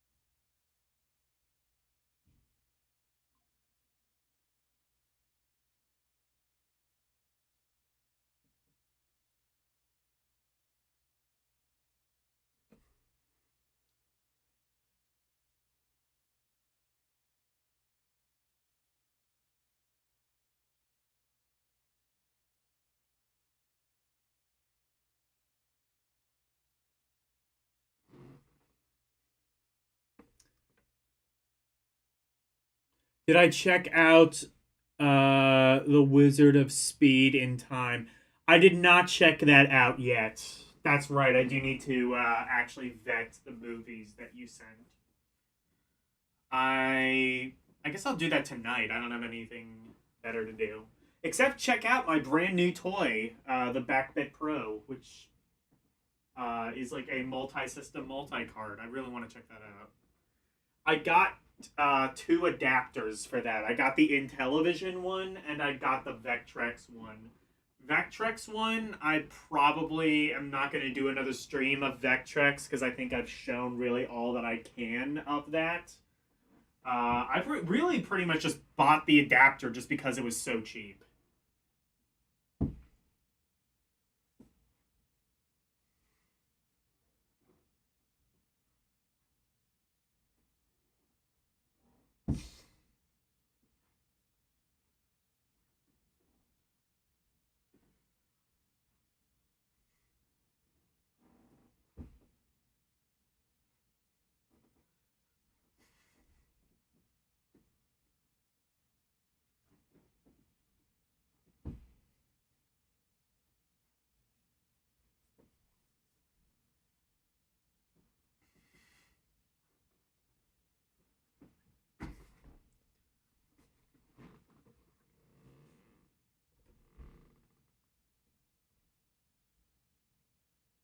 Professor Labyrinth movies are also fantastic. I don't know if you dropped the Alice in Wonderland thing, but that is quite the bizarre watch. I don't know if I don't remember if you did. Hercules in New York. I ever see that? No.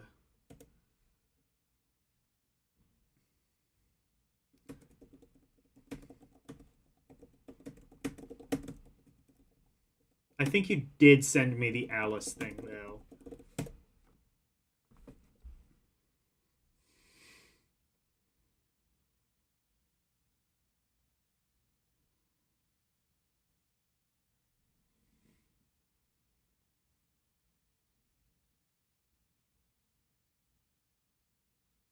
And they're showing me another ad.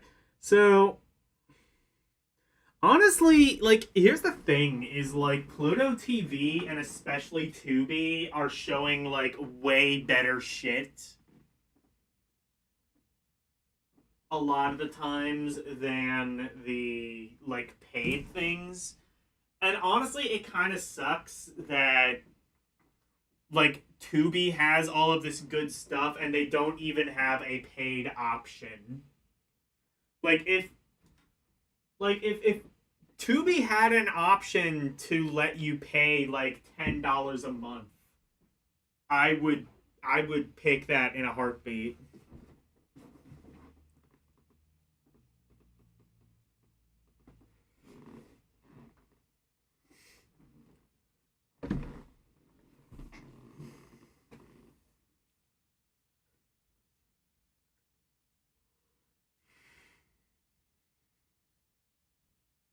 You got commercials around the same time I did, Nintendo. All right.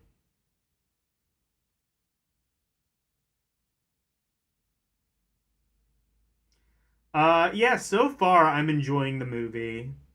Again, it's mostly sort of like a cat and mouse kind of thing, but it's good if you're kind of into that.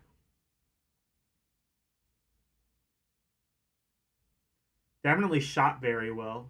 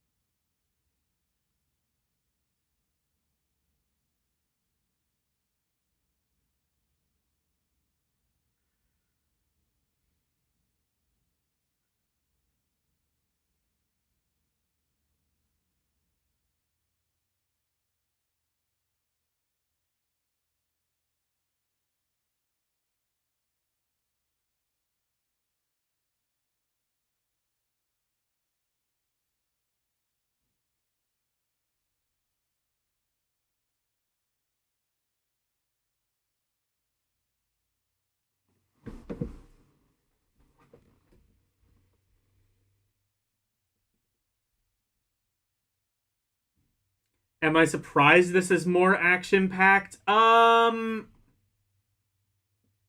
I surprised this movie isn't more action packed? Um, no. I think I think I was kind of generally expecting it to be more of like a stealth movie. Well, no, I think I expected it to be a bit more action packed. I think though that this is probably the right way to do it though.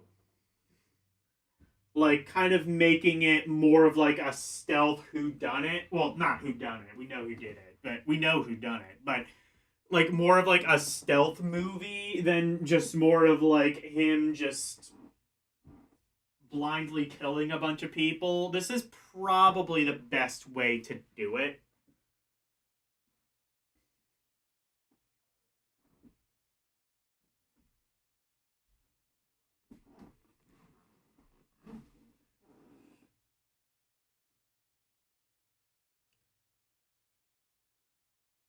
Lude says it's a snoozer. I mean, Yeah, I can see that point of view.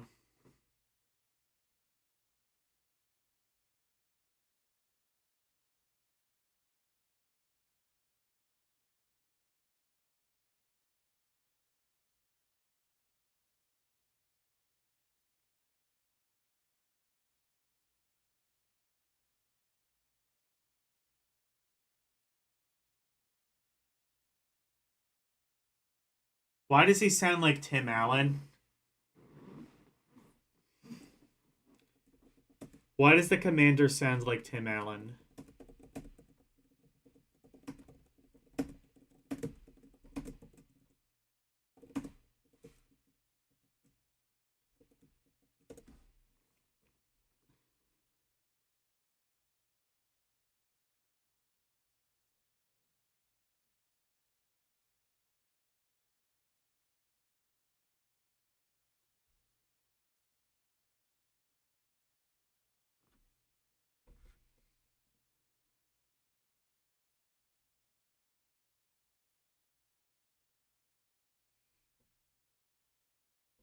With guns, with knives, with cocaine.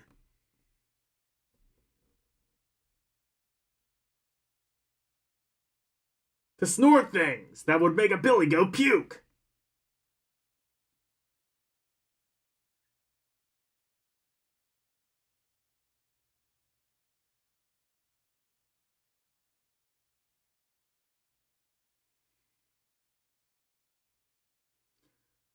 To ingest things into your veins that makes your penis not work.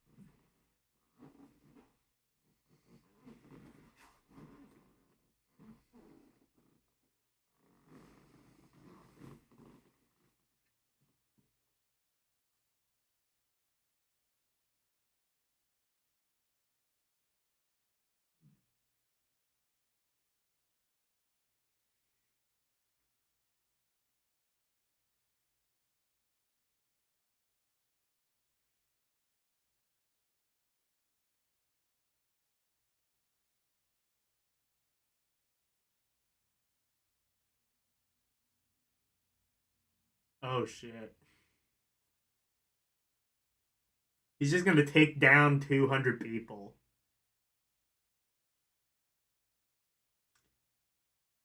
The pinnacle of realism, this movie. 200 men versus one silverback gorilla.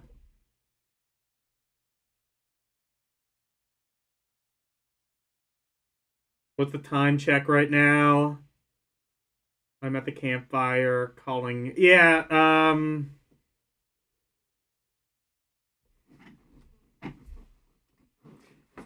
Oh shit, you're actually right there.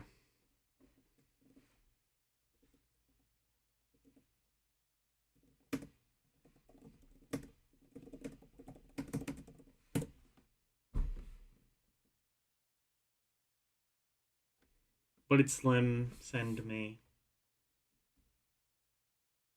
Alice 1988. Okay. I'm gonna. I'll add it to the Desert Bus playlist if I have not already. I have already.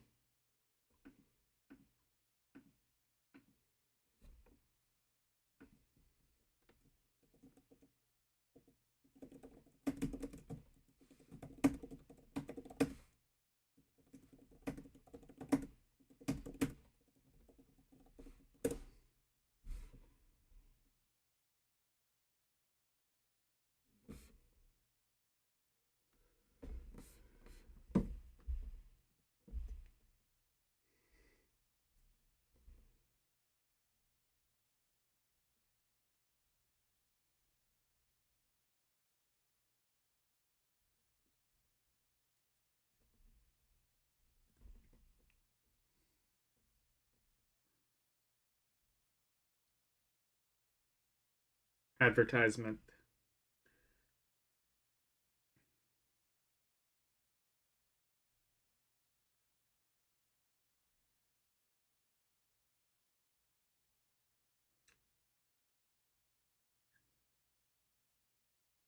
Yeah, now this movie's kind of starting to get real good.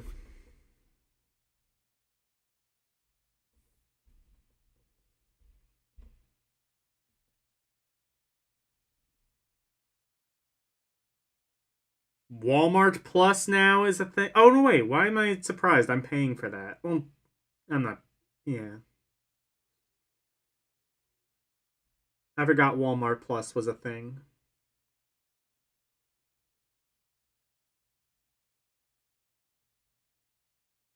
I don't know if I'm actually getting Paramount Plus through that or not. I'm getting it through my roommates. I don't know if I have my own account through Walmart Plus, but TBD. All right, we are now back to the movie.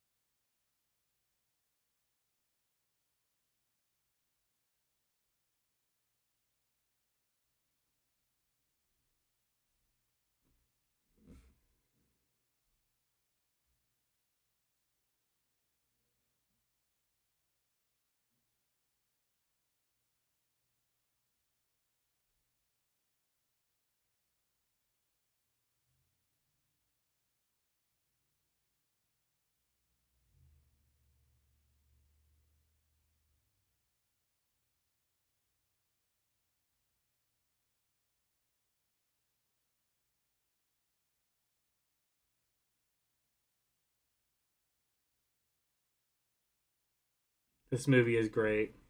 This movie is so quotable.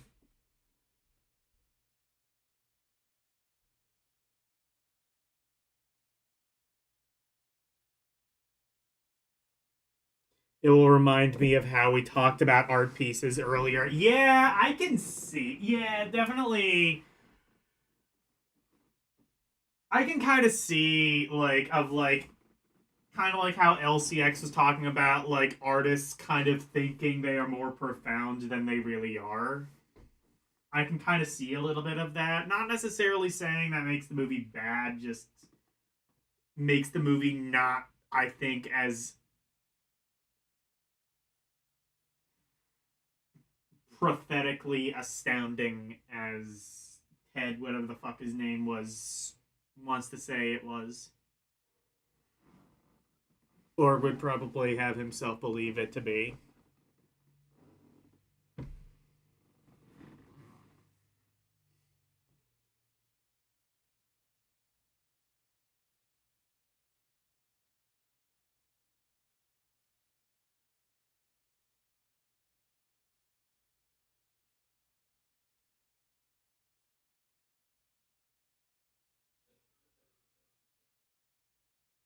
They drew first blood, not me. Roll credits.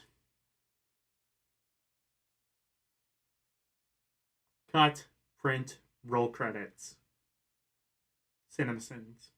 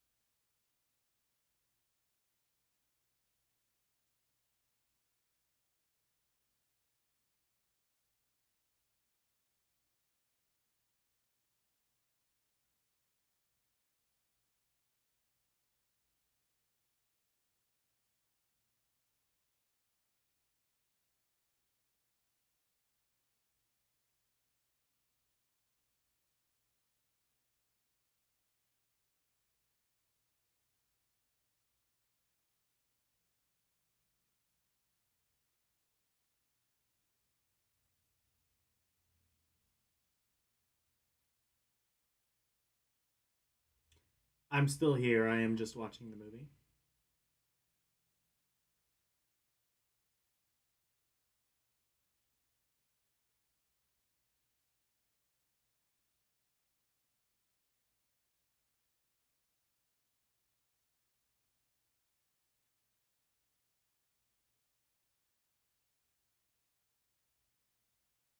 It's literally about a Vietnam vet with PTSD being constantly bullied by a high-handed policeman. Exactly. Yeah.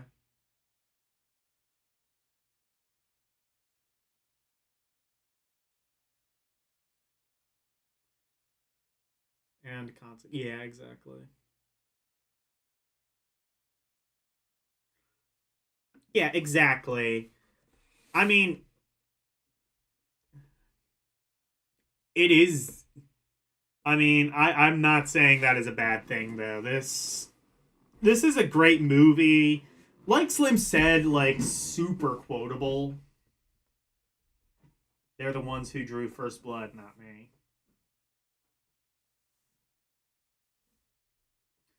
I would like to see First Blood Part 2 at some point.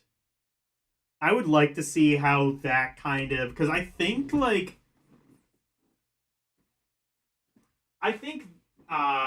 First Blood Part 2 is like more of an action movie. I think like that's kind of like I think like Rambo 2 and 3 are kind of like what people more think of when you bring up the name Rambo.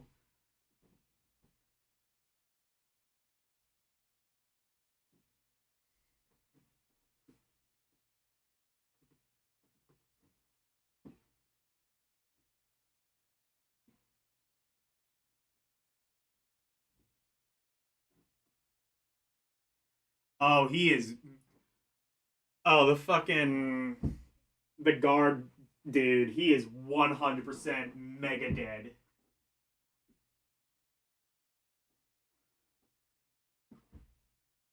What the fuck do you think is gonna happen?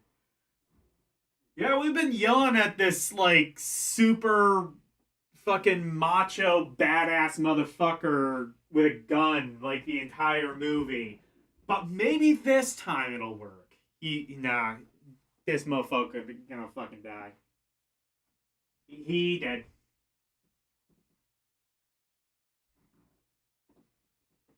DED dead.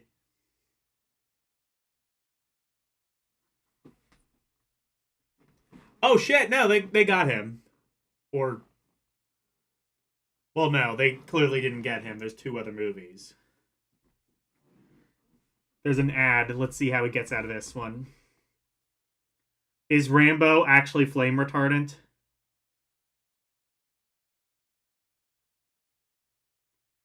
Good show on Stallone's acting. I'm genuinely amazed at that myself, honestly. I'm mostly used to Stallone from the Rocky movies where he is just like notoriously very infamously bad. Like whether you like the Rocky movies or not, you don't like them because of Stallone's acting. I do also need to watch like I've only ever seen the first Rocky movie and that was years ago. And I thought Rocky the first one was kind of I thought it was all right. I don't I definitely don't think it deserved to win Best Picture the year it came out cuz like year it came out, what else did we have? Like Close Encounters, Jaws, those were like definitely did American Graffiti? No, American Graffiti I think came out a couple years earlier. But like there are definitely movies I think should have won Best Picture that year over Rocky. But I've never seen the other Rocky movies and I've heard the general consensus I think is that 3 is the best Rocky movie. I have only ever seen the first one. And I can say from my recollection, that movie is a perfect 6 or 7 out of 10 movie. It's fine. It is 100% fine. Also a very quotable movie. You're gonna eat lightning and you're gonna crap thunder.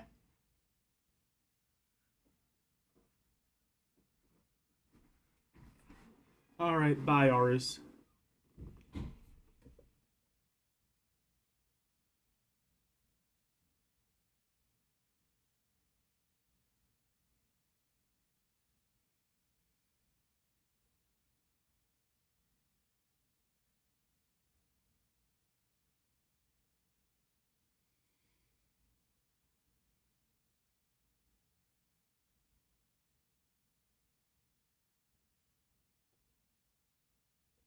Oh my god, Elle is only now talking about the gorilla thing. The latency must be insane. That was like 20 minutes ago.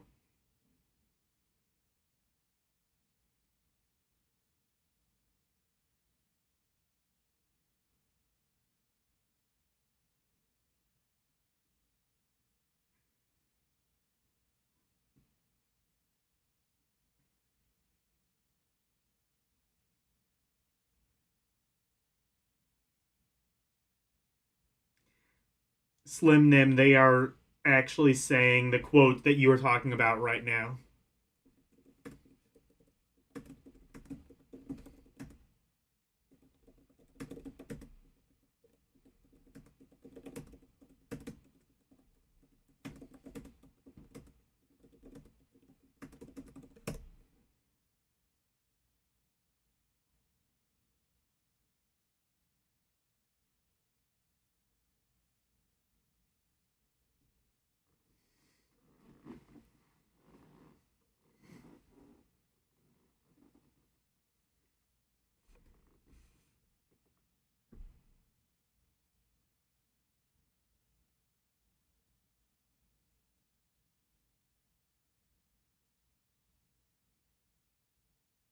Yeah, no, I don't think he lost. I think he has done whatever the opposite of that is.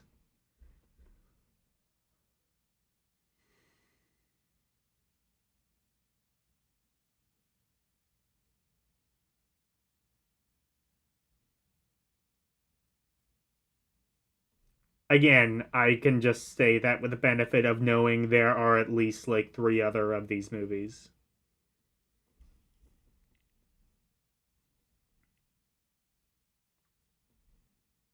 Did they remake Rambo yet?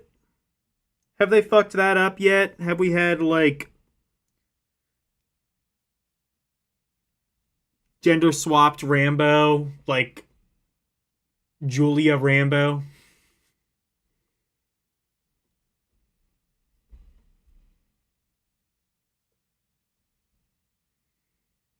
Joanne Rambo? Joanna Rambana? Banana Fana Fafana?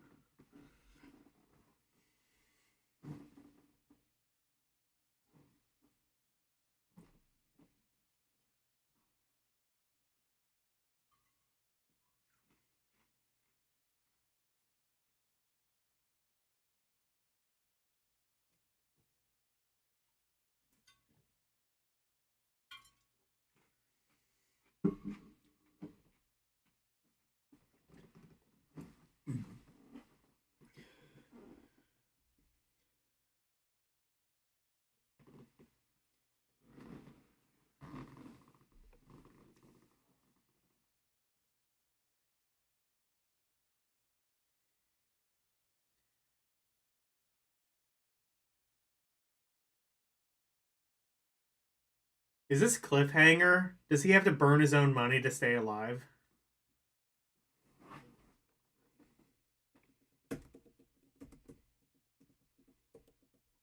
Add.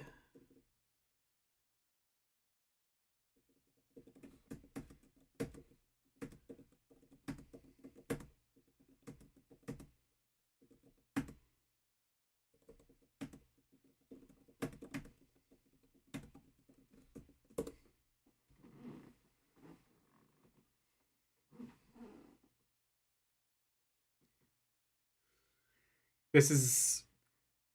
Are all Stallone movies actually connected in the Stallone cinematic universe?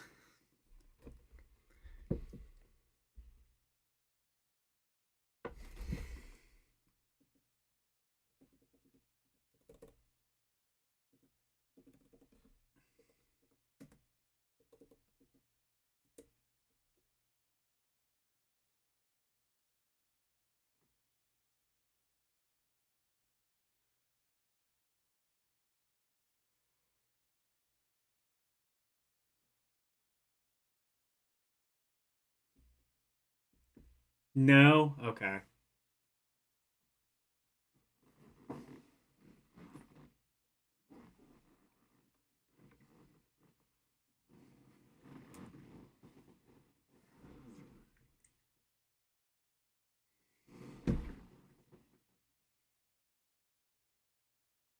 Is Cliffhanger a good movie? I'm gonna guess no. Or maybe. I don't know. I haven't really seen Cliffhanger. I've just played the shitty games based on it.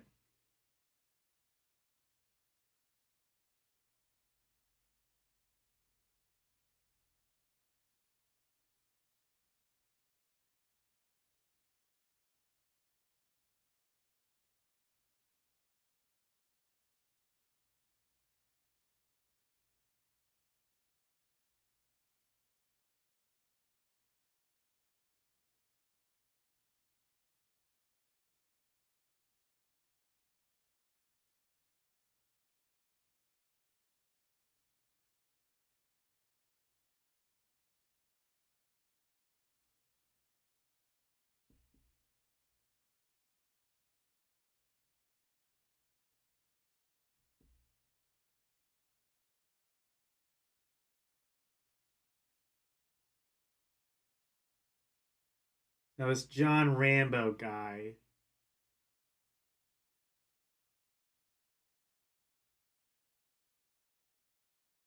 Loses the woods again.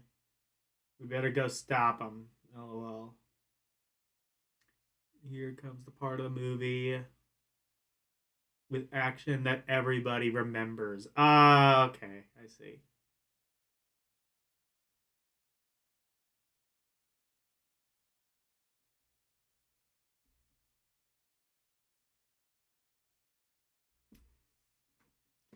So I guess it does become an action movie. It's just kind of a slow burn. Honestly, that's kind of like the thing I would say. I don't think that's necessarily a bad thing that it's a slow burn. I mean, it the burn pays off. It takes a little while to establish Rambo, how, powerful he is, how good he was as a soldier.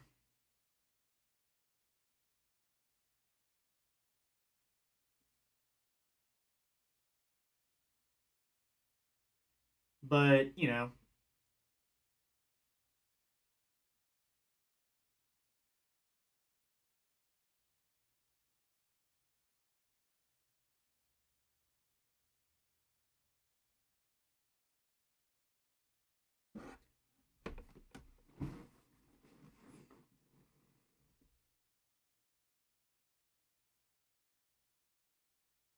This could have all been avoided if they let the innocent war veteran live his life in peace. Yeah.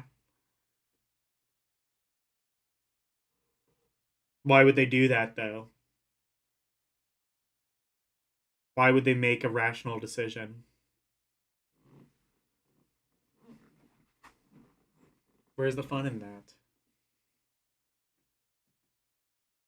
The sequel is meh. I know that it takes a very different tone to this one. All right, we should be back. I closed a couple of things on my PC. I am.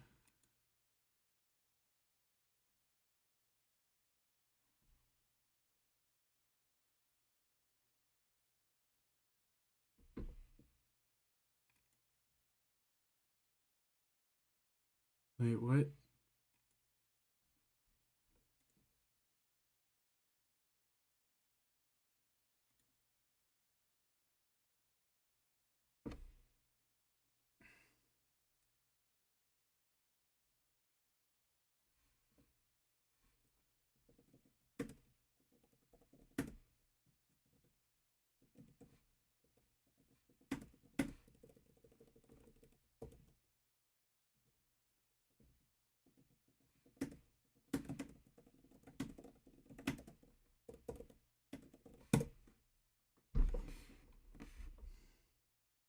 Yeah, like this ending speech is super powerful.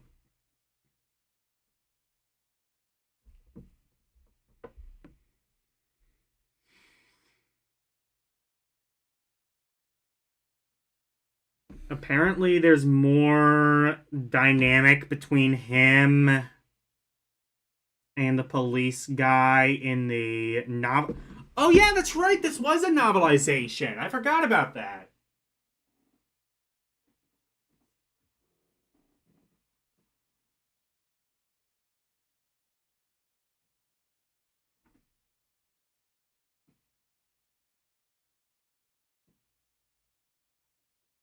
This movie is really good.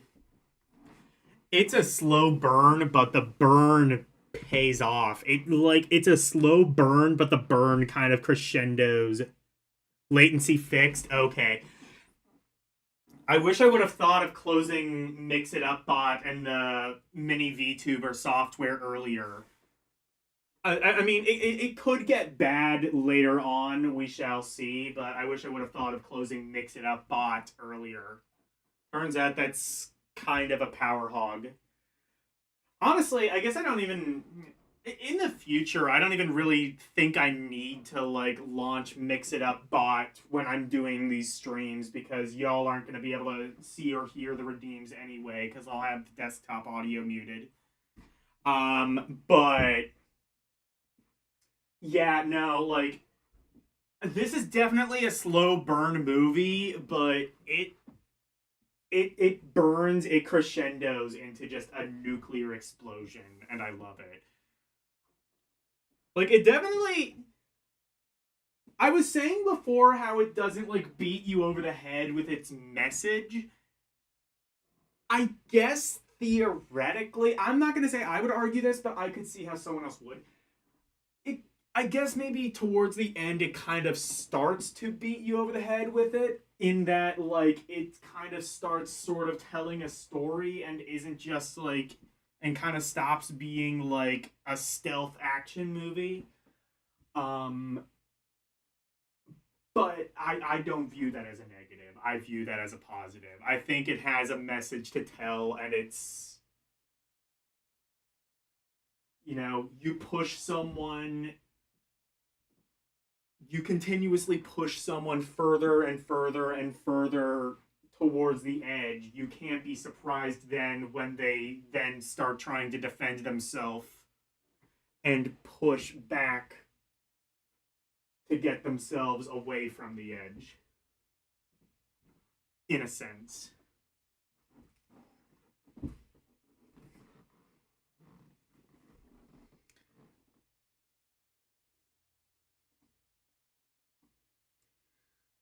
I'm going back and reading a comment. My that Game Gear said, my grandfather was in World War II, or was a World War II vet. Oh, movie's over, by the way. He was cursing till his dying breath in the hospital. I can believe that. I I could I could not imagine what the Second World War was like in the Philippines. Like, as bad as the war was for us, we kind of had the luxury of being able to join in super late and kind of be sort of away from a lot of the real violence. Or rather, we kind of like,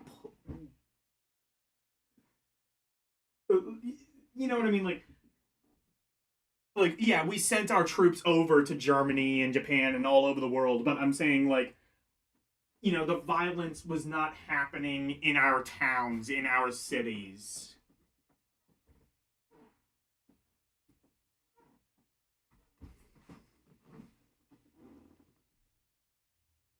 It was guerrilla warfare, yeah.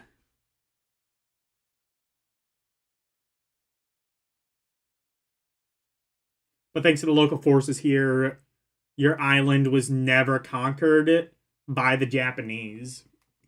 Yeah. I kind of wonder. I don't I don't really know. I don't really know what the war was like in the Philippines, but I'm guessing it wasn't pretty considering your kind of close geographical position to Japan.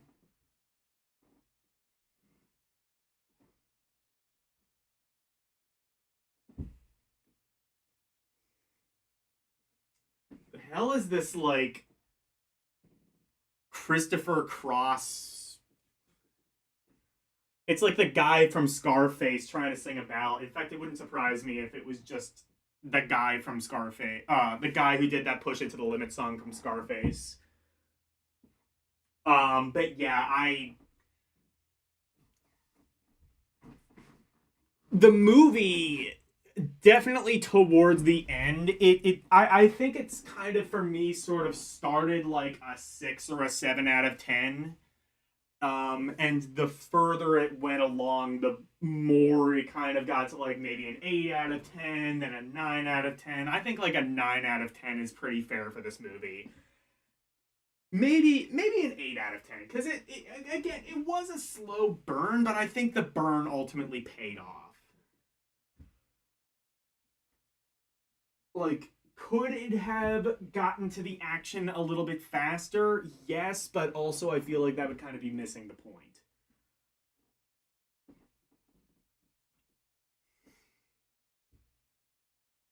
Um, but yeah, anyway.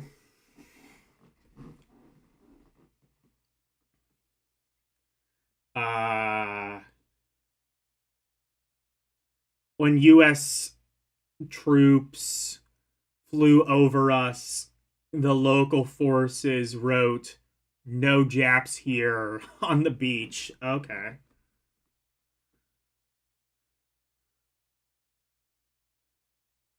Look up look up Batane. Is that how you pronounce that? Two A's together? Or Baton, maybe?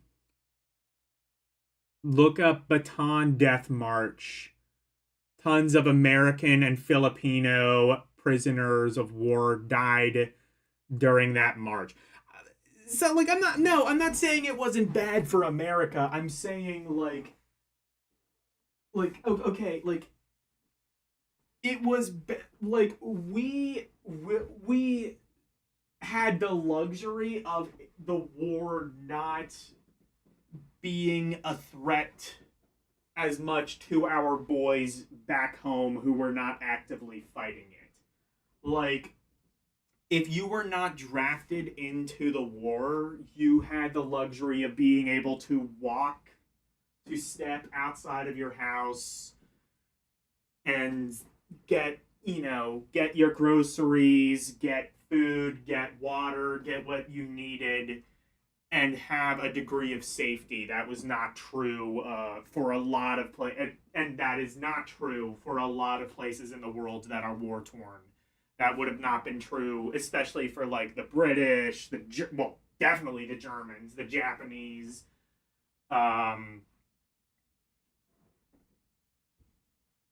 like that's what I'm saying in that sense. I'm not trying to say like we had it easy. We didn't. We sent a lot of men and women overseas to fight the war, and obviously a lot of them didn't make it back.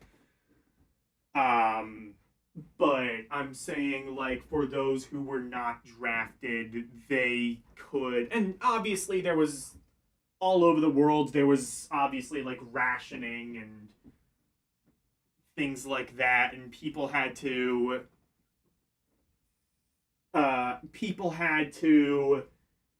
fight in that battle in that way, but you know, like for example, like I was just talking about and I talked about this on stream before because I've seen the movie Grave of the Fireflies. Like it is a depressing fucking movie, Grave of the Fireflies.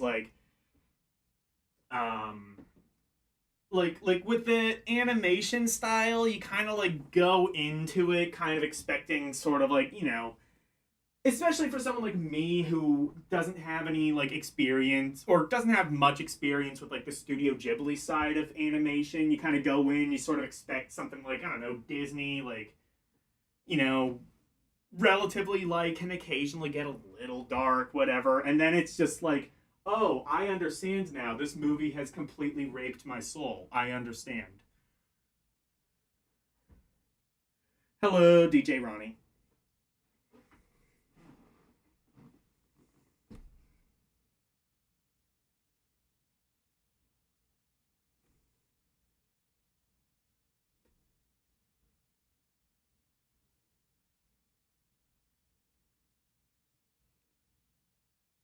Bataan, Bataan, Bataan.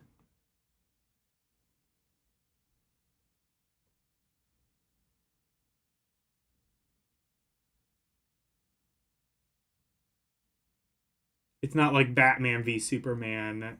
That definitely needed to get to the action faster. Yeah. Was Batman v Superman the one with the damage tattoo?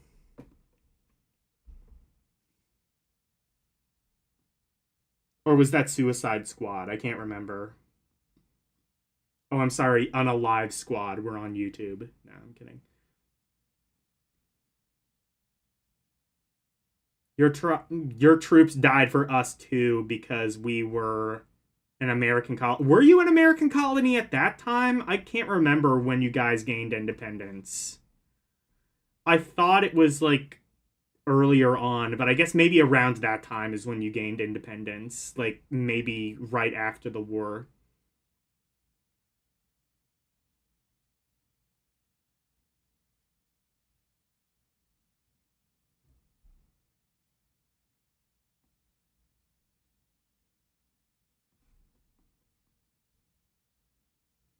Grave of the Fireflies is a fantastic movie. If you want to see another movie in real life that kind of has that same kind of feel, I think I have described it to you before. It's called, yes, I have that on my list. Yes, you were the one who's I actually I put that one on my list, Slim, or I put that one in my most recent poll, and nobody voted for it. I might just have to watch it myself because nobody else wants to watch it. It literally got 0 votes. Brazil got a vote. I don't know who voted for Brazil, but it was a valiant effort.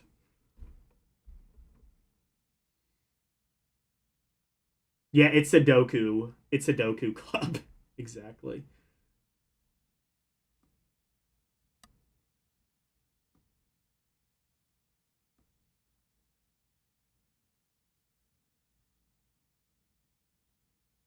Oh, that's literally why you got involved in the war.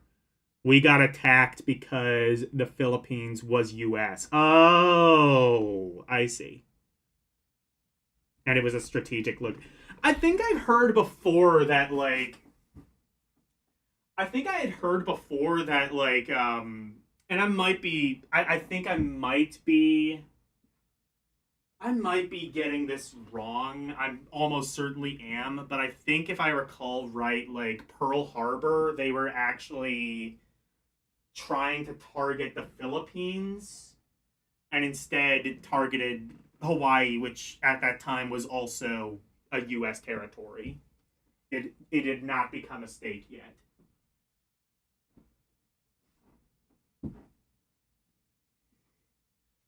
Even to this day, like if you there's like the touristy parts of Hawaii that everybody knows about, but like most of Hawaii is just ex-military and military bases. Same obviously with like Samoa and Guam and a lot of the island nations, well, not nations, the island territories that we oversee.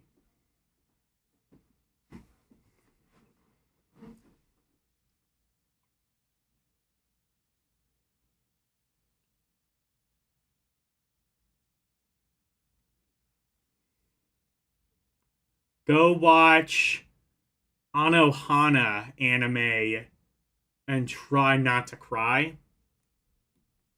I will do that. I took a screenshot of that. I might put that on my list. Again, I don't know, like it's interesting how I think like my audience really it's interesting like the disconnect between like me or like what my audience likes and what they want me to watch. And I'm still kind of trying to work that kind of disconnect out because like my audience, especially people like Game Gear or Arus, they are very at Slim Nim, they are all like huge like anime nerds, anime lovers, and yet whenever I put anime in a poll, it always gets like little to no love. And it was just, I mean, it was close, but it was like the two movies that actually had a shot in this poll were Kindergarten Cop and First Blood. And it was basically a battle between those two. And the one anime that I put in that poll got literally nothing. So it's just kind of like I keep feeling like my audience would want me to watch anime, and then I put it to a vote, and nobody wants it. So I might just have to watch a lot of that stuff on my own, which honestly might not even be like necessarily a bad thing because a lot of the Studio Ghibli stuff is on Netflix, and the good thing about that is that one, they have English dubs, and two, they have audio description a lot of the time those uh those English dubs are funded by Netflix themselves. And usually like Netflix funded stuff is usually pretty good about having audio description. So that definitely helps me as a vision impaired person understand the movie a lot better, especially when it becomes very visual. I'm guessing that spring, summer, fall, winter, spring movie. I don't know if that's Studio Ghibli, but it might be. How many of the voters actually show up for the stream they voted for? That is another thing too. Putting it to a vote is kind of silly in your opinion. That yeah, I might need to rethink this cuz like the other thing too is like even the people who do come to the stream, I don't think they actually watch along to the movies with me because it's just such a pain in the ass process, and it kind of has to be because copyright be copywriting. Nothing I can do about that. That's just YouTube's terms. That's just YouTube TOS. Can't fight City Hall. Sorry.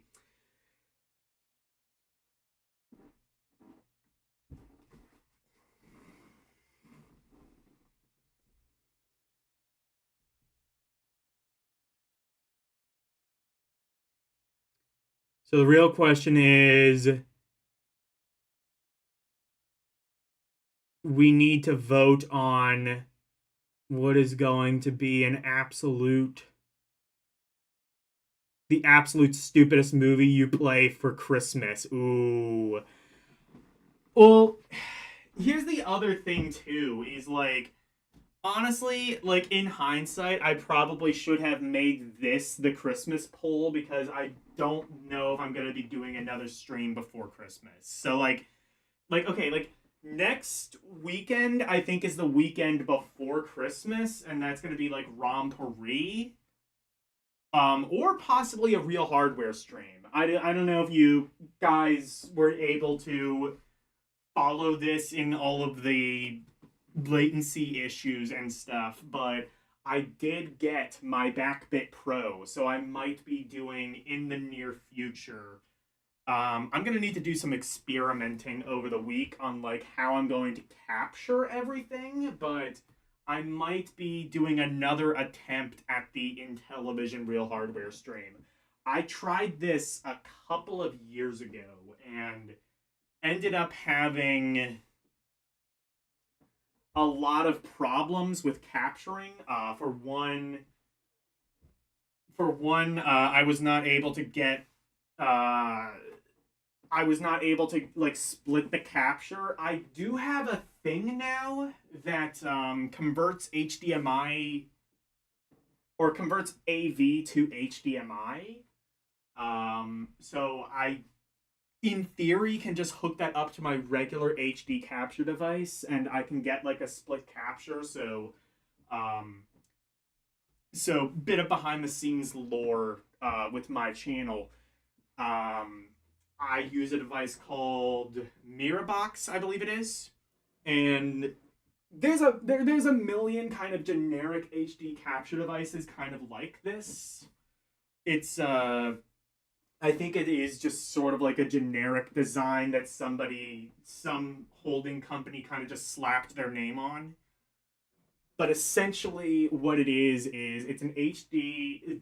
It plugs in via USB, and it has two HDMI's, one in, one out. So like, I can plug my Steam Deck into the Mirror box, and then I have an out cable that directly uh, connects over to my TV, and as a result, I'm able to not only capture the footage, but I can also view it on my TV while I'm doing that with little to no latency. Um, so like, so like that's why like I can use my capture device also as a pass through. With AV, it's a little bit more or in the past, it was a little bit more complicated than that. I had something called the IO data, which is a great capture device. Don't get me wrong. I've used it in the past just for my own personal use to like transfer over VHS tapes to a digital file, and quite it's quite good at that. I've used some kind of shoddy software that kind of made that more of a pain in the ass than it needed to be, and they talk about like de-interlacing and stuff. Honestly, I'm blind as a bat and I can't notice the difference between interlaced and de-interlaced videos, so I don't really bother too much with all that, but you can. Nowadays I've just come to understand like you can just run it through OBS. You can just capture video through OBS, and it's like considerably better than the video dub software I was using in the past. But the downside to that software is it's also USB, but it doesn't have a pass through. So my only thing that I could view in television through was the OBS capture window. And anybody who knows anything uh,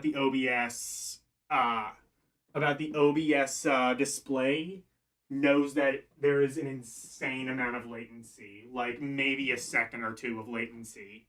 So you can have no reasonable expectation of playing games anyway halfway decently by just looking at the preview through OBS. So I basically have to use a pass through. Now I have possibly the ability to do that.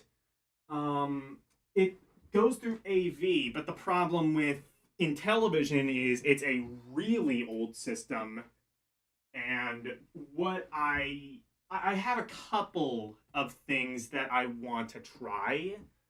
Uh, First is running it through like my VCR as a pass through, see if that can work. So it would basically be a series of adapters.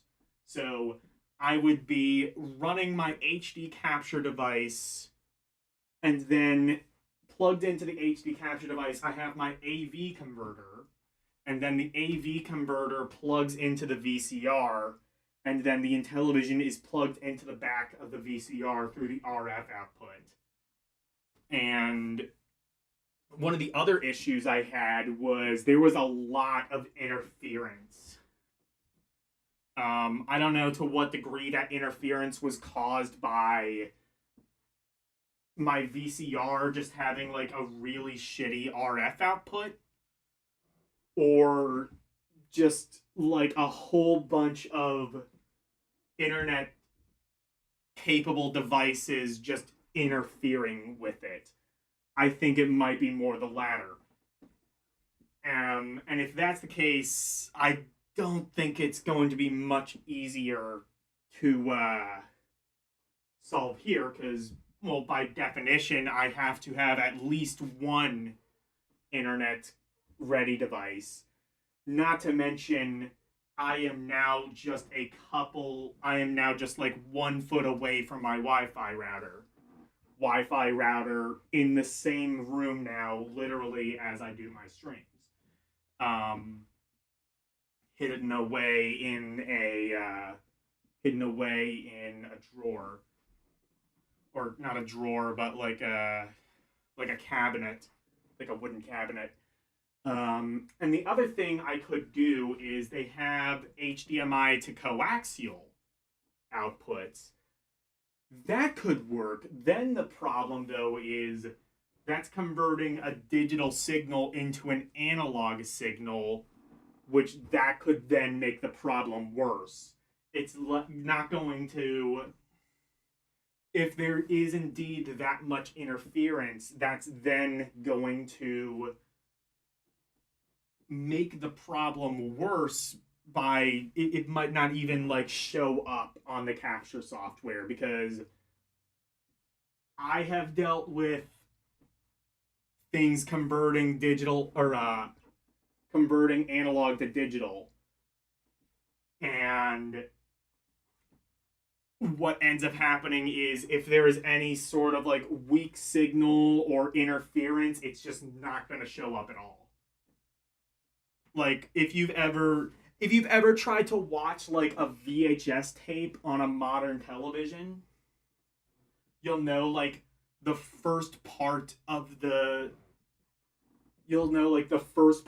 tape, like, you know, where you kind of start to see static and stuff before it has like any real chance of like actually being able to align the heads properly and track the tape. You'll notice like it'll often just like blank the signal, and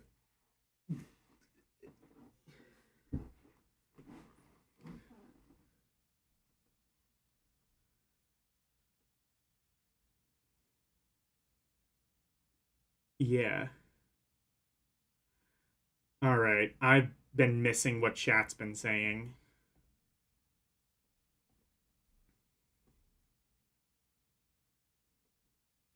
You don't need to watch along if you've already seen it. Fair enough. So that's just like a peek behind the curtain. Don't get me started. I need a decent effing VCR. Yeah. And, VCRs aren't getting any newer. They aren't making new VCRs anymore, especially good ones. You want a decent VCR, you're going to have to buy something like 20, 30 years old. My VCR, I think, was like from the early 2000s, and it still works and it looks good enough.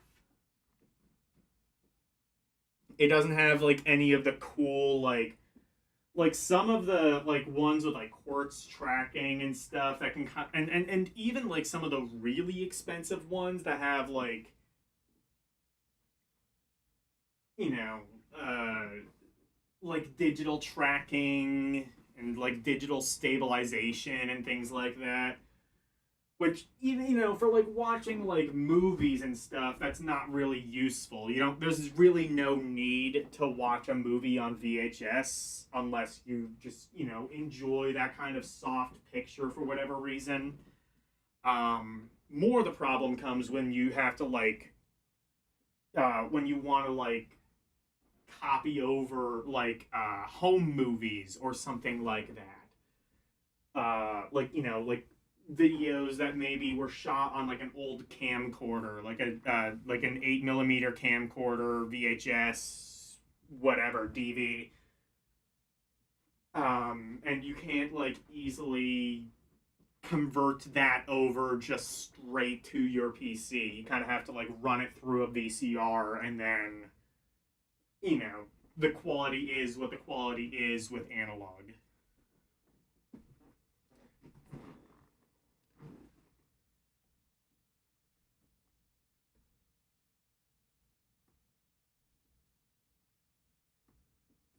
Yeah, I refuse to believe.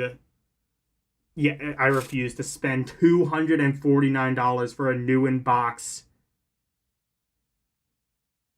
VCR. Well, like the new VCRs are shit too. Like they.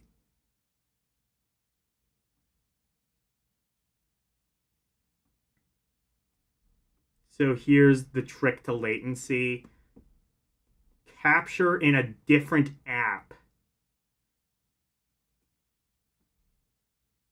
then just use OBS to use app or window capture.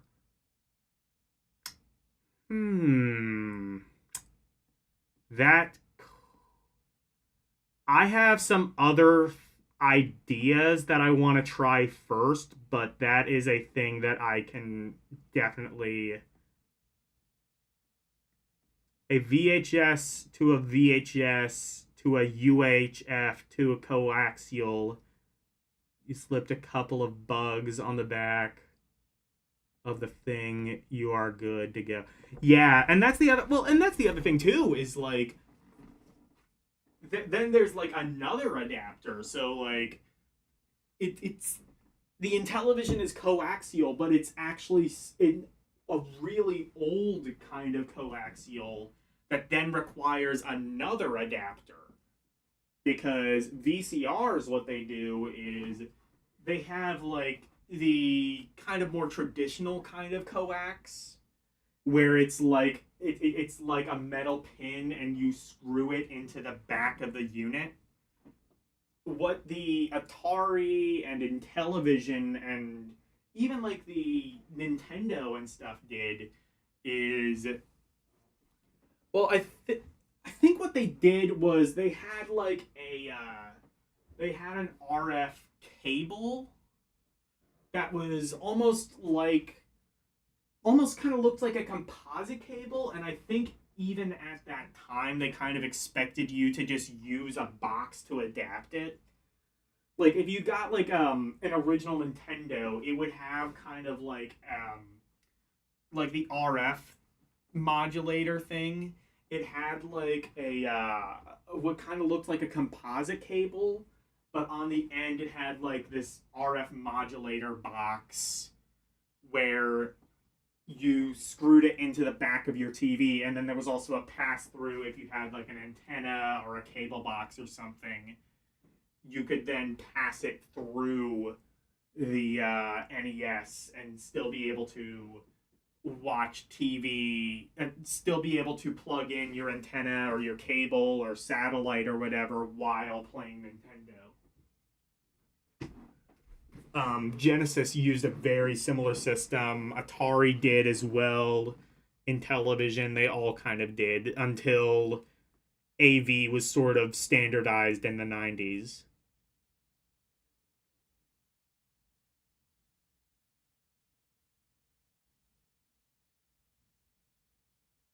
So there's an old AB switcher that you sometimes get when someone gives you their Atari. I have a slightly sexier solution than that. It's not even an AB switcher. What it is it's literally it's an adapter that's like it's like the size of your finger, and you literally just all it is a metal thing that connects like the RF cable to coax that you can screw into the back of your TV or VCR.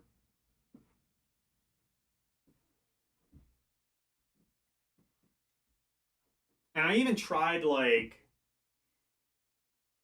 adjusting like channel 3, channel 4. That didn't really make much of a difference in uh helping with the interference. So I'm gonna try a couple of different things. Um, I might just end up buying that adapter. I think mostly what I'm concerned about now is the interference, and that could just be an issue of like old Atari and Intellivision did not foresee the massive internet age that we live in now, and those internet devices are taking up the same airwaves as those old RF devices and causing a lot of interference. Like you can go back to that old stream that I did a couple of years ago, and ultimately there just were so many problems that I ended up just running Intellivision Lives on the PS2, which is a fine game system. Doesn't do like a perfect job at emulating Intellivision, but did a good enough job for the PS2. And it came with quite a lot of goodies and stuff. But yeah, and I guess nowadays, worse comes to worse, I could just emulate it on the Steam Deck. I've gotten Intellivision emulation working really well since that early stream, so I can use the Steam Deck as like a if all else fails, this will be my nuclear option sort of thing. But I do kind of want to play Intellivision on real hardware because the controller is very unique. Like that's a thing with that's the thing with a lot of really old systems is they came out at a time before like the way that we control games was really standardized. So you just got like a bunch of weird shit. Like, okay, what if we made the controller a goddamn telephone with a number pad and like four buttons surrounding the controller and a fucking disc that you use to control the cardinal movements? I think it was actually like a 16 directional disc, and you could just like you like got your finger, and the Intellivision controller was weird. I don't think it's as bad as a lot of people like to claim it is, but it's not great. And also, like, you're gonna want like the overlays because otherwise a lot of the games just don't make any fucking sense whatsoever. And then like also like with the Vectrex is has proven to be an interesting system as well. They finally put out a Vectrex Mini, which or They haven't put it out yet. I think it might just still be on Kickstarter, but that would be kind of interesting. And honestly, I kind of wish I would have known about that before I got my Vectrex. But I'm happy I got my Vectrex, honestly. Like I always say, I could double or triple that, and I could sell that for like double or triple and easily make like that profit. I got mine for an insanely good deal. Um, but that's the thing with like super old consoles is like they came out at a time before we even really knew what a video game was supposed to be. Like like you had like the contrast of like the Intellivision having like 16 different buttons and the Atari being like, fuck you, here's a joystick and a button, have at it. We'll give you a paddle if you're lucky. If you're really lucky, we'll give you a paddle. Maybe we'll give you a keyboard controller, but like two games are going to support it and they all suck.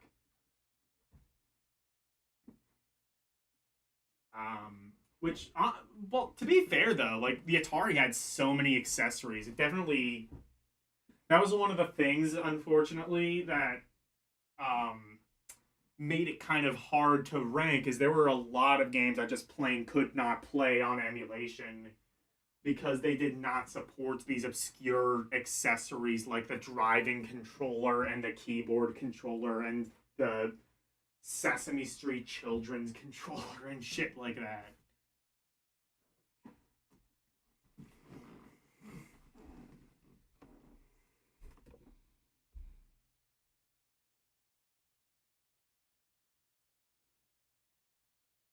HD dongle thing that has a whole bunch of them on it and just run it from. Wait, I gotta go up. I think this is a continuation of something else that Slim was talking about.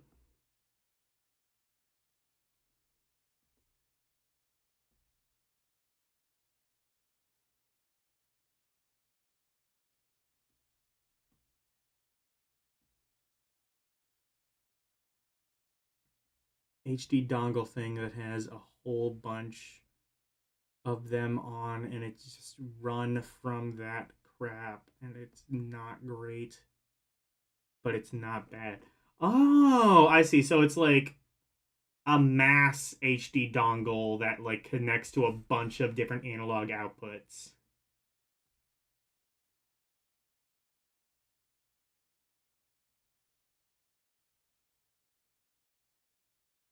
Some emulators handle that stuff better. Still don't know how to use the OG Zapper without a damn CRT though. Yeah, well,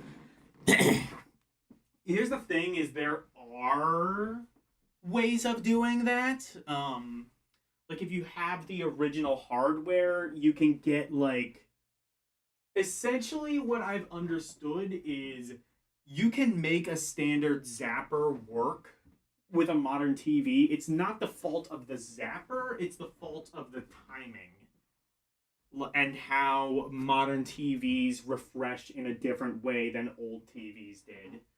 So you would have like I think how it is like old TVs did not refresh everything all at once.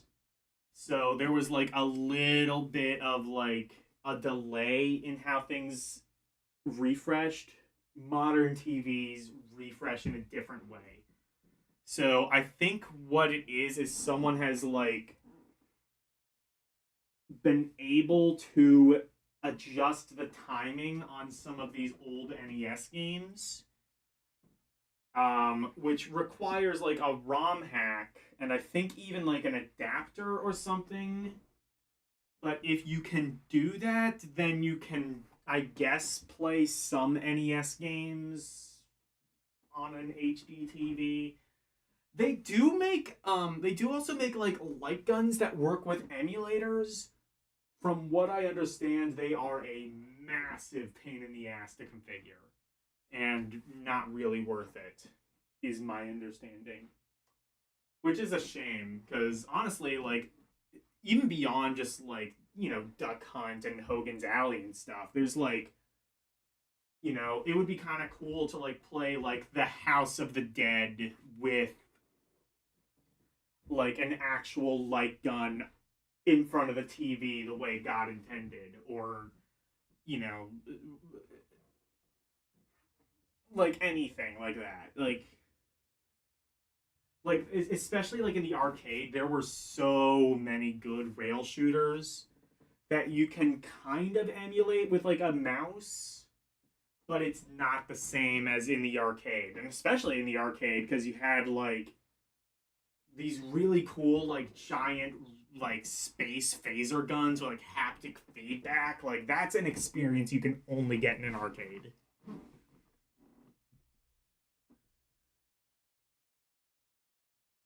You need to use a nunchuck played on actual hardware.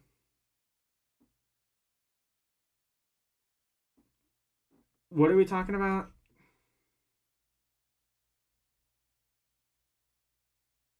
Even a bad one will deliver small. What it says, probably. Yeah.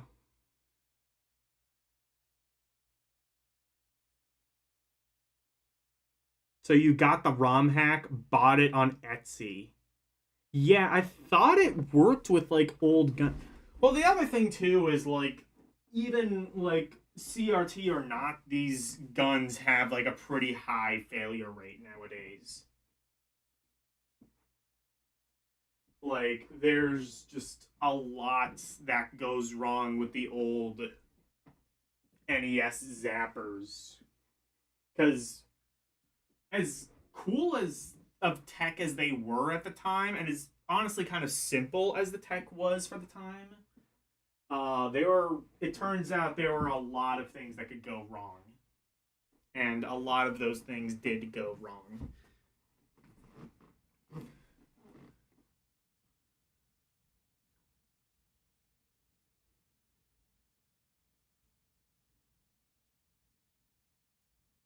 But just want the mechanical springy sound, the zapper. Yeah, because like those zappers were really cool. Well, anyway, I think I am going to call it a stream here. Let me see who we raid.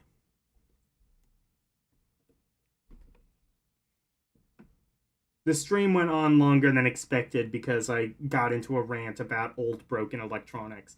Karumi is live still? Question mark?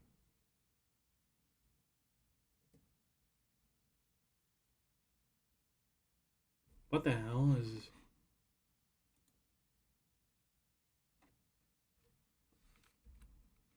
I don't even know what's going on. I'm gonna quit out of that. Karumi, it looks like he is live. What is he playing? Some RPG. Oh, Ease. Ease Menure. I gotta get more into the Ease games. Let's raid Karumi.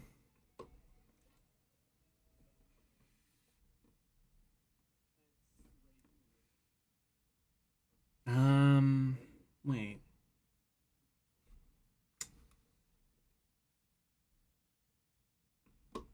Is it not working? Do I need the...